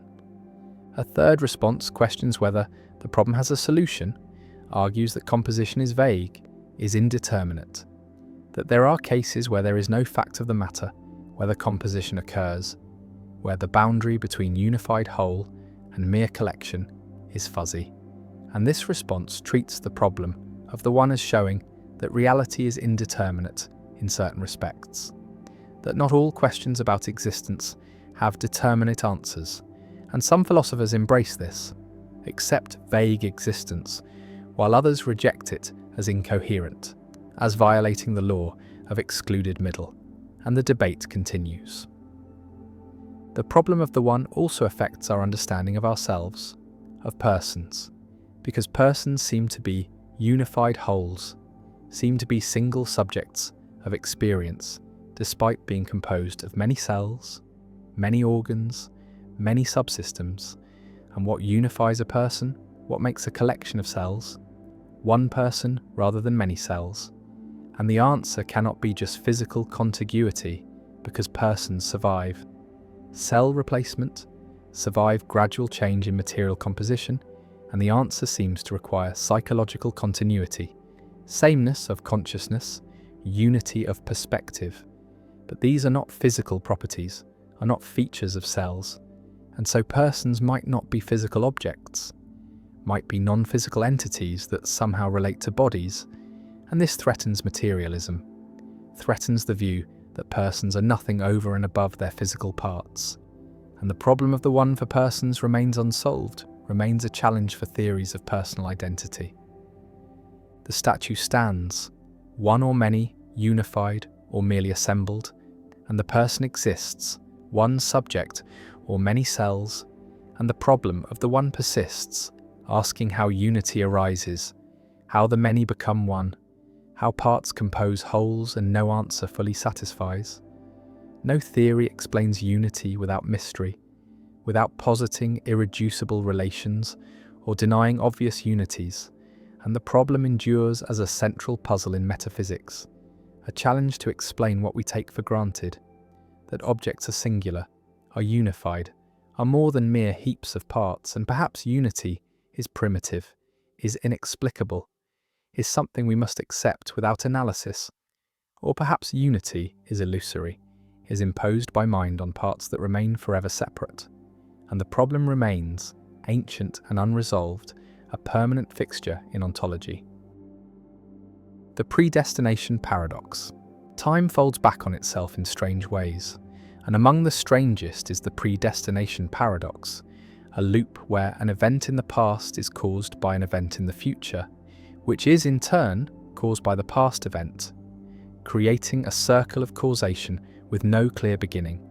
And yet, unlike other time travel paradoxes, this one involves no contradiction, only an unsettling sense that something is wrong with the very fabric of cause and effect. Imagine a historian who discovers an ancient artifact in a museum, a device whose origins are mysterious and unknown, and the historian becomes obsessed with understanding where it came from. And after years of research, they finally build a time machine and travel back to the era when the artifact should have been created. But upon arriving, they find no trace of it. No one has ever seen or heard of such a device. And in frustration, the historian accidentally leaves their own artifact behind in the past, where it is eventually discovered and placed in a museum, the very museum where the historian first found it centuries later. The artifact has no origin. It was never created. It simply exists in a loop, passed from future to past and back again, and the timeline is perfectly consistent. Every event follows logically from every other event. There is no contradiction, no paradox in the classical sense, and yet the mind recoils because it seems that something must have created the artifact, that objects do not simply exist without being made. The predestination paradox is closely related to the bootstrap paradox, but it emphasizes a different aspect of the problem, the idea that events can be predetermined by time travel, that the past is fixed not because of physical laws, but because travelers from the future have already shaped it, and any attempt to change history is doomed to fail because the changes have already happened. They are already part of the timeline. Consider a time traveler who learns of a great disaster and travels back to prevent it, but every action they take to stop the disaster instead contributes to causing it. Their warnings are misunderstood, their interventions backfire, and in the end, the disaster occurs exactly as history recorded, because the time traveler was always part of that history. Their presence was always woven into the events, and there was never any other possible outcome.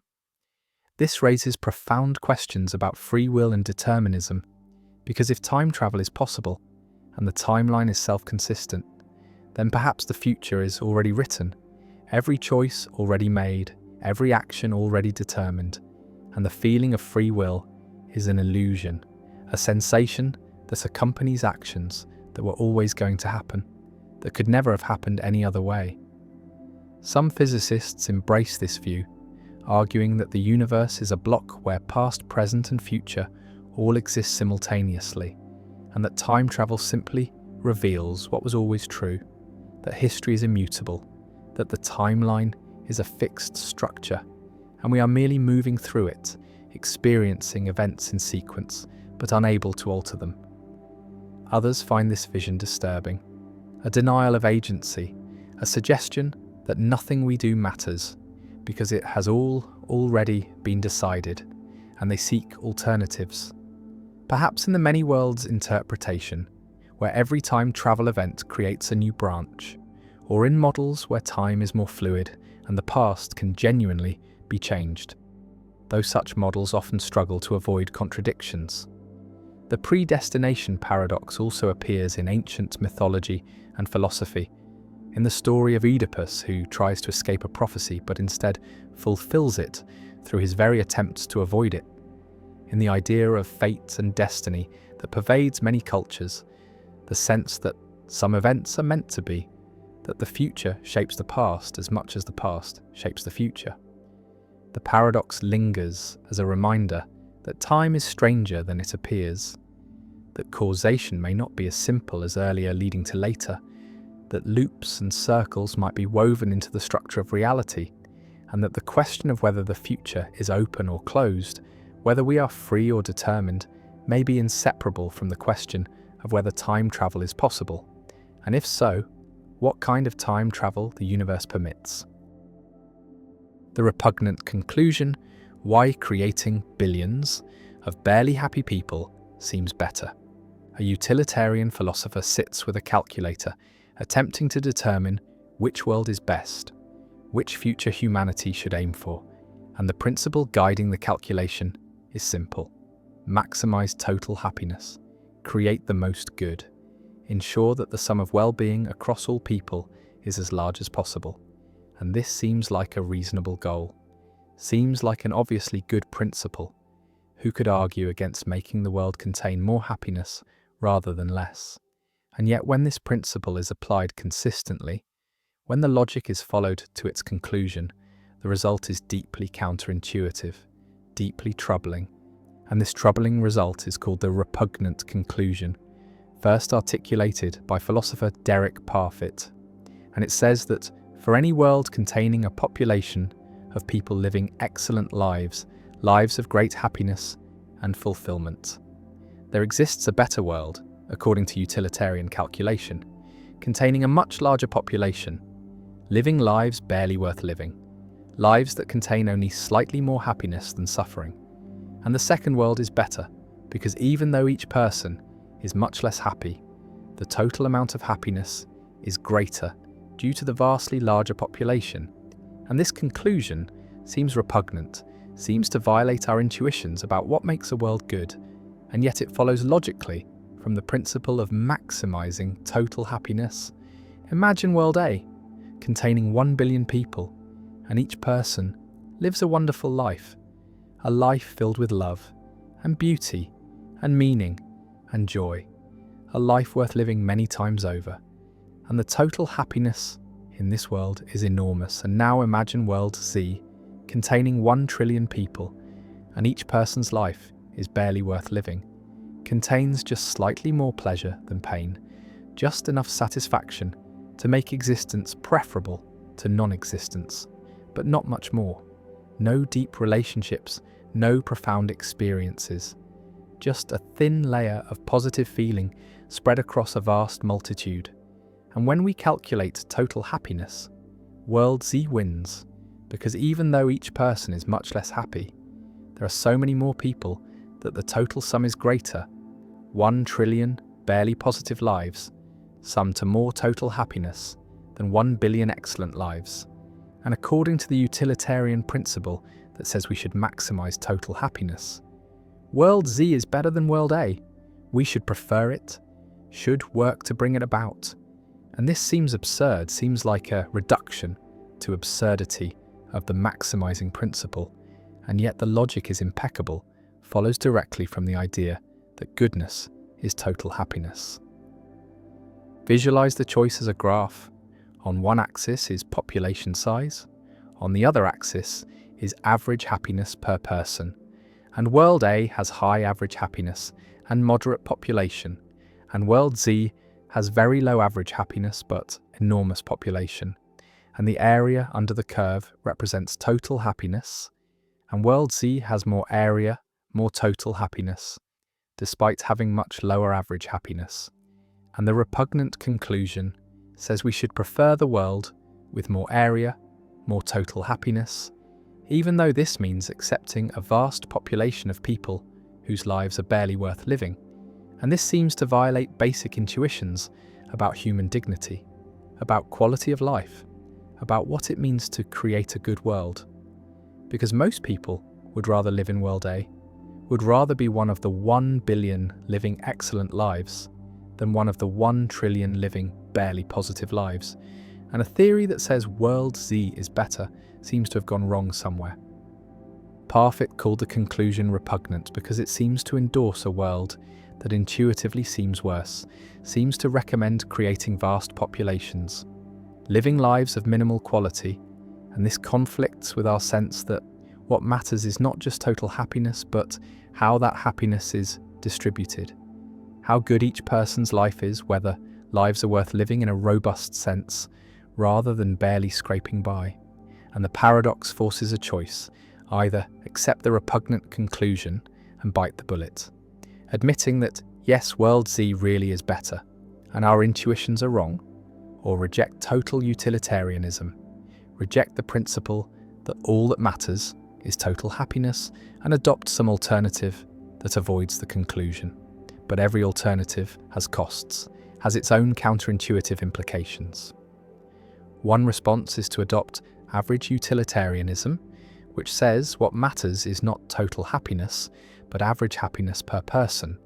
And by this measure, World A is clearly better than World Z, because the average person in World A is much happier, and the repugnant conclusion is avoided. But average utilitarianism has its own problems.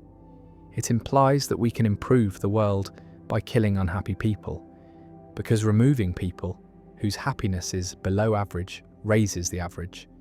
And this seems even more repugnant than the original conclusion.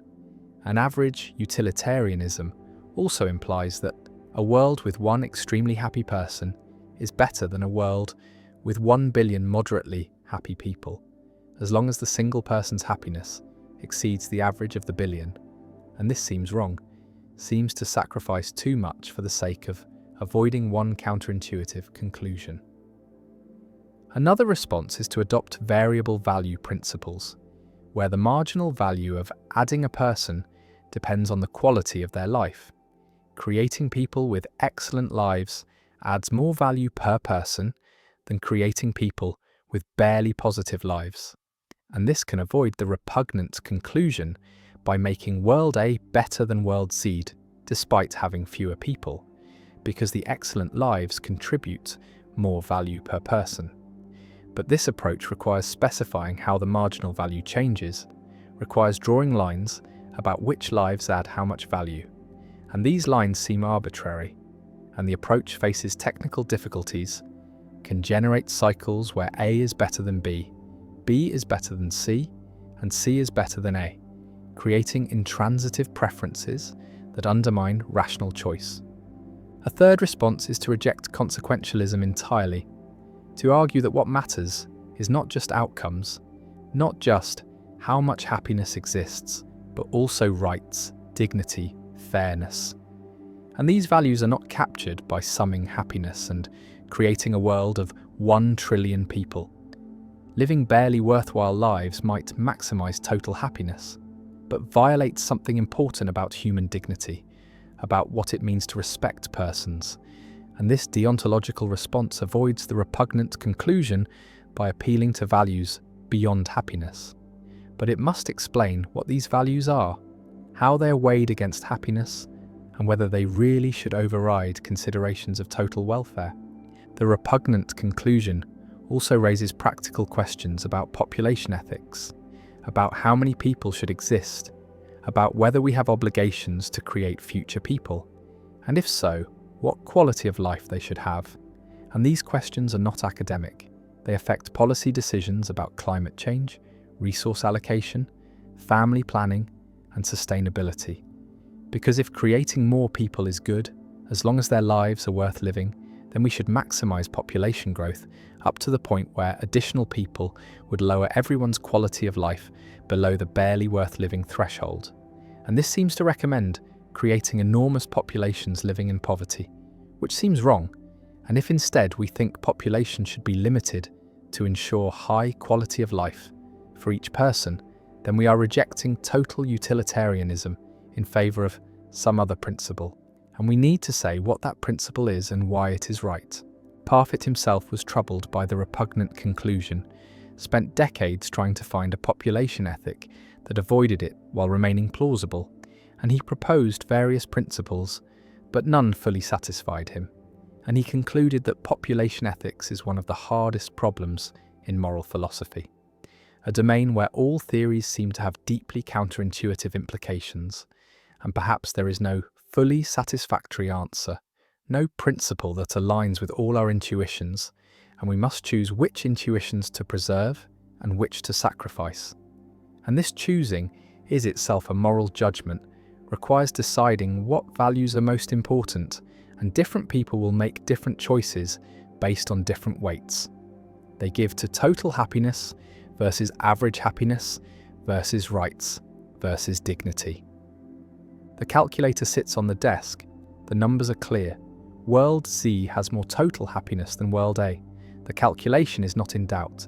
And yet something rebels, something in us rejects the conclusion, insists that World A is better, that a world of 1 billion excellent lives is preferable to a world of 1 trillion barely positive lives, even if the total sum of happiness is less.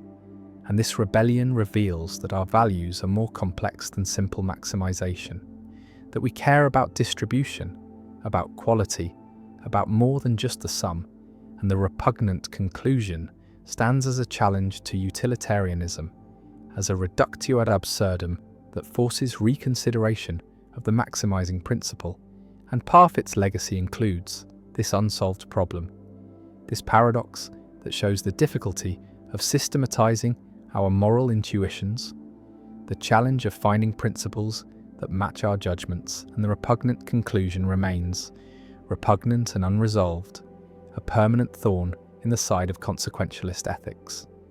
A reminder that maximizing happiness may not be as simple or as obviously right as it first appears. The problem of the many. A cloud drifts across the sky, its edges soft and undefined, fading gradually into the surrounding air, and a question arises that seems absurd at first. How many clouds are there? Is it one cloud, or is it many?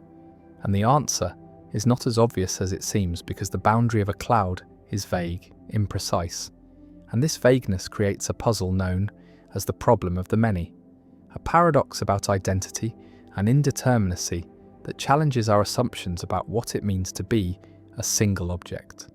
Consider the cloud more carefully. There is no sharp line where the cloud ends and the clear air begins. Instead, there is a gradient of water droplet density, thicker in some regions and thinner in others. And so we could draw the boundary of the cloud in many slightly different ways, each including or excluding a few droplets at the edges. And each such boundary defines a distinct aggregate of water molecules, and each aggregate has an equal claim to being the cloud. None is more privileged than any other. And so instead of one cloud, there are millions of overlapping cloud candidates, each differing by just a few molecules, and all of them present at the same time in the same region of space. The problem generalizes to nearly every ordinary object. A cat sitting on a mat consists of trillions of cells and molecules, and the boundary of the cat is not precise. A few skin cells flake off constantly, a few hairs are loose, and so there are countless cat candidates, each differing slightly in which particles they include, and all of them have an equal claim to being the cat. And yet we do not say there are millions of cats sitting on the mat. We say there is one cat, and this creates a tension between our linguistic and conceptual practices and the metaphysical reality that seems to support vast multiplicity where we perceive unity. The paradox was articulated clearly by Peter Unger in the 1980s, though the underlying issue has roots in ancient philosophy, and it forces a choice between several unappealing options. One option is to accept that there really are many overlapping objects where we ordinarily think there is one. Millions of clouds and cats and tables all occupying nearly the same space, differing only by a few particles at the margins. Another option is to deny that ordinary objects exist at all, arguing that only fundamental particles or fields are real, and that clouds and cats are mere conventional designations we impose on complex arrangements of matter. And a third option is to embrace vagueness in the world itself, arguing that there is no fact of the matter about exactly which particles compose the cat, that the cat is a vague object with indeterminate boundaries. Though this raises difficult questions about the metaphysics of vagueness and whether reality itself can be indeterminate, or whether indeterminacy exists only in language and thought. Some philosophers argue that identity is conventional.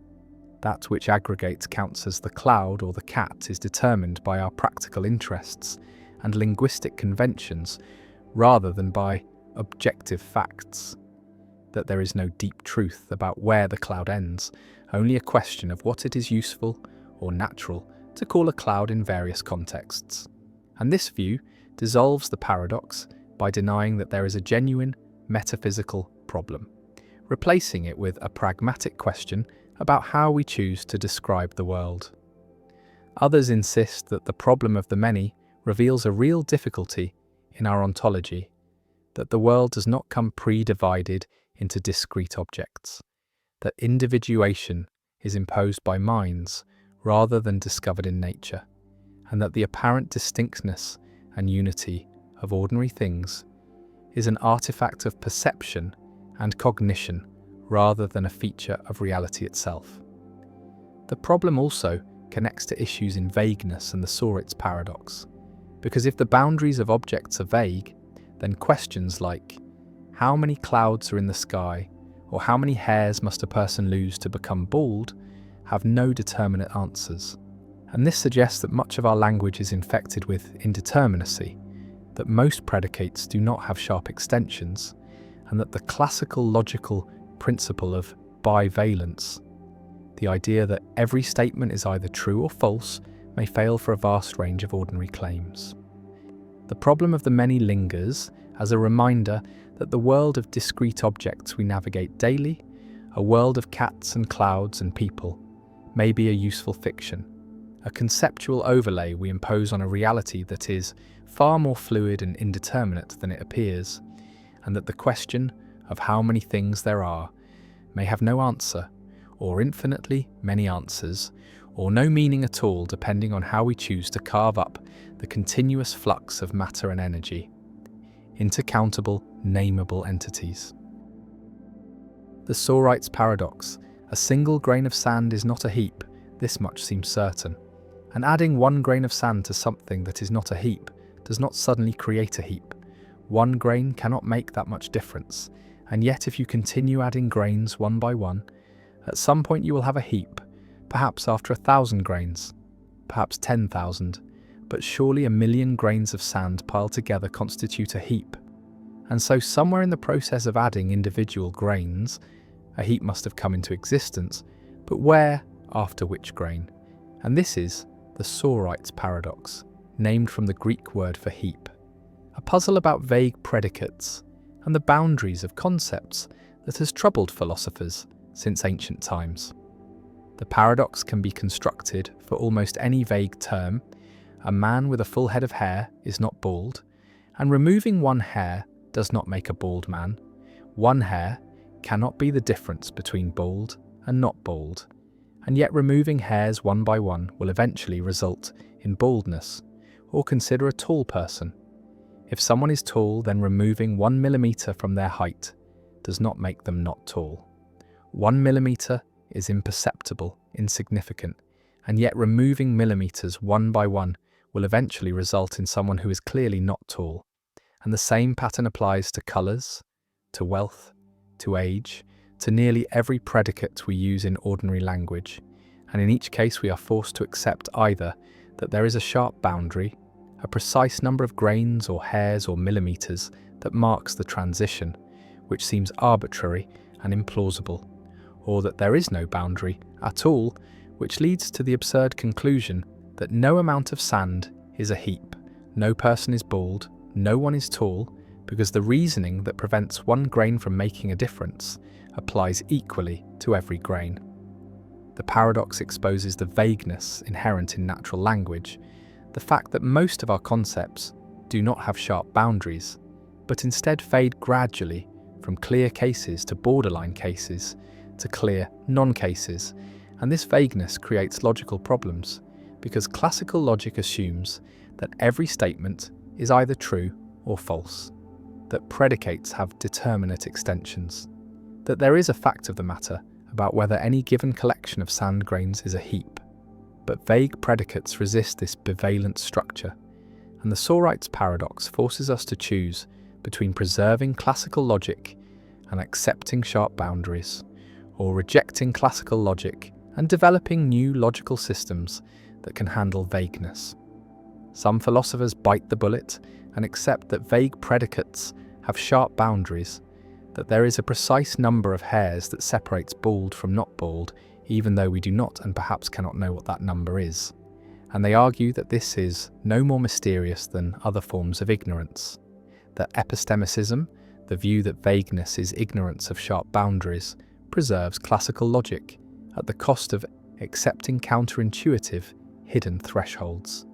Others reject sharp boundaries and embrace many-valued logic or fuzzy logic, systems where statements can be partially true, where being a heap admits of degrees, where a collection of grains can be somewhat a heap, more of a heap than another collection, but less of a heap than a third, and truth values range continuously from 0 to 1, rather than being restricted to true and false. Still others argue that vague predicates are context-sensitive, that what counts as a heap depends on the purposes and standards operative in a given context. That in some contexts a small pile might count as a heap, while in others only a large pile would. And so there is no absolute fact about heaphood, only relative facts indexed to contexts. The Sorites paradox also has practical implications. In law, where vague terms like reasonable or substantial must be applied to real cases. In medicine, where diagnoses depend on thresholds that are often vague. In ethics, where drawing lines between permissible and impermissible actions may require arbitrary boundaries that the Sorites' reasoning undermines. And in these domains, the paradox is not merely an abstract puzzle, but a genuine challenge to decision-making and judgment. The paradox remains unresolved. Philosophers continue to debate the best response, and it stands as a reminder that the concepts we use to navigate the world, the words we rely on to describe and categorize, are far less precise than we ordinarily assume, that vagueness is pervasive, that boundaries are often illusory, and that the attempt to force the fluid and gradual into the rigid and discrete, to impose the structure of classical logic on the messy reality of natural language, leads inevitably to paradox, to situations where reasoning breaks down, where every answer seems wrong, and where the heap, like so many things, resists definition. The St. Petersburg paradox. A casino offers a game with a simple rule. A fair coin is flipped repeatedly until it lands tails, and the player receives a payout that depends on the number of flips. If tails appears on the first flip, the payout is $2. If tails appears on the second flip, the payout is $4. If on the third flip, $8, and so on, doubling with each additional flip. And the question posed by the mathematician Daniel Bernoulli in 1738 is this: how much should a rational person be willing to pay to play this game? What is the fair price for a ticket? And the expected value calculation gives a shocking answer. The expected value is infinite, because the probability of tails appearing on the first flip is 1/2, and the payout is $2, contributing $1 to the expected value, and the probability of tails appearing on the second flip is 1/4, and the payout is $4, contributing another $1, and this pattern continues forever, each outcome contributing $1 to the expected value. And since there are infinitely many outcomes, the expected value is infinite. And yet no reasonable person would pay a large sum to play this game, let alone an infinite amount. And this gap between the infinite expected value and the finite amount people are actually willing to pay is the St. Petersburg paradox, a puzzle that challenged the theory that rational agents maximize expected value and led to the development of expected utility theory and the concept of diminishing marginal utility. The paradox reveals that expected value, calculated as the sum of each outcome's value multiplied by its probability, may not be the appropriate guide for decision-making, because expected value treats dollars linearly, assumes that $10 is worth exactly 10 times as much as $1, and that $1 million is worth exactly 1 million times as much. But this does not capture how people actually value money. For most people, the value of money exhibits diminishing marginal utility. The first dollar is worth more in terms of welfare than the second dollar, which is worth more than the third, and so on. And $1 million does not provide 1,000,000 times as much satisfaction as $1. And when utility, rather than dollar value, is used to calculate expectations, the St. Petersburg paradox can be resolved. Because even though the dollar payouts grow without bound, the utility of those payouts may converge to a finite value, and so the expected utility of the game is finite. And a rational agent should be willing to pay at most that finite expected utility to play. Daniel Bernoulli proposed that utility is logarithmic in wealth, that the utility of having X dollars is proportional to the logarithm of X. And under this assumption, the expected utility of the St. Petersburg game is finite, and the fair price to play is modest, a few dollars perhaps, in line with what people are actually willing to pay. And this resolution saved the principle of expected utility maximization, showing that the paradox arises not from a flaw in decision theory, but from using the wrong measure of value, from confusing money with utility. And Bernoulli's insight laid the groundwork for modern economics and decision theory, which routinely assume that utility is concave in wealth, that people are risk-averse, that they prefer a certain outcome to a gamble with the same expected value, and that this risk aversion reflects diminishing marginal utility. But the St. Petersburg paradox has deeper layers, because even the expected utility resolution can be challenged. Mathematicians have constructed super St. Petersburg games where the payouts grow so rapidly that expected utility is also infinite, even under logarithmic utility or any concave utility function. For instance, if the payout on flip n is not 2 to the power of n dollars, but 2 to the power of 2 to the power of n, or some even faster growing function, then expected utility under any reasonable utility function will be infinite. And so the paradox reappears, and this suggests that the problem is not merely about the choice of value function, but about how to handle infinite or unbounded expectations. And some decision theorists argue that games with infinite expected value or utility are ill-defined, that they fall outside the domain of expected utility theory, that the theory was never meant to handle such cases and should not be faulted for failing to do so. Others propose alternative decision theories, bounded utility functions where utility approaches a maximum, as wealth increases so that no payout, however large, has infinite utility, and under such functions, all expected utilities are finite. And the paradox is avoided, or they propose maximum principles where the agent focuses on the worst possible outcome, or they appeal to considerations of probability and belief, arguing that rational agents should not assign positive probability to arbitrarily unlikely events, that there is some threshold below which probabilities are treated as zero, and this truncation of the probability distribution renders expected values finite. The paradox also raises questions about the feasibility of the game, because no casino could actually pay out arbitrarily large sums. The maximum payout is limited by the casino's resources, and once this limit is imposed, the expected value becomes finite, and the paradox dissolves. But this response feels unsatisfying, like avoiding the problem rather than solving it, because the paradox is meant to be a thought experiment about rational decision-making, not a practical question about casino economics. And thought experiments should not be dismissed simply because they involve idealizations. The St. Petersburg paradox connects to debates about rationality and the nature of value, about whether rationality requires maximizing expected utility or whether other principles should guide decision-making, about whether value is unbounded or whether there are limits to how much anything can be worth, about how to handle uncertainty and risk, especially when probabilities are very small and payoffs are very large.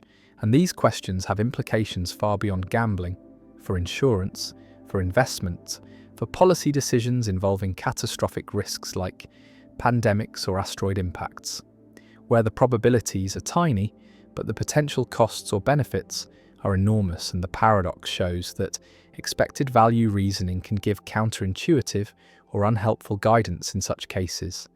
that we may need other frameworks, other ways of thinking about decision-making under extreme uncertainty. The coin is flipped, tails appears eventually, the game ends, the payout is made, and the player receives some finite amount, usually small, rarely large, almost never enormous, and the expected value calculated before the game began was infinite. But this infinity is never realized, never paid out, never experienced, and so the paradox asks whether infinite expected value is meaningful, whether it should guide decisions, whether a rational agent should treat an infinite expectation differently from a very large finite one. And the answers are not obvious, not settled, not agreed upon, and the St. Petersburg paradox remains a puzzle, a test case for decision theory, a challenge to the principle of expected value maximization, a reminder that infinity is strange, that unbounded sequences create problems, that mathematical idealizations can clash with practical intuitions, and that the gap between theory and behavior, between what agents should do according to formal models and what they actually do, reveals something important about the limits of rationality, the role of psychology, the nature of value, and the difficulty of making decisions in a world where outcomes can vary wildly, where probabilities can be minuscule, and where the mathematics of expectation, taken to its logical extreme, produces results that seem absurd, untenable, impossible to act on, and the paradox endures, studied in classrooms, debated in journals, unresolved despite centuries of attention, a permanent fixture in the philosophy of probability, economics, and decision theory.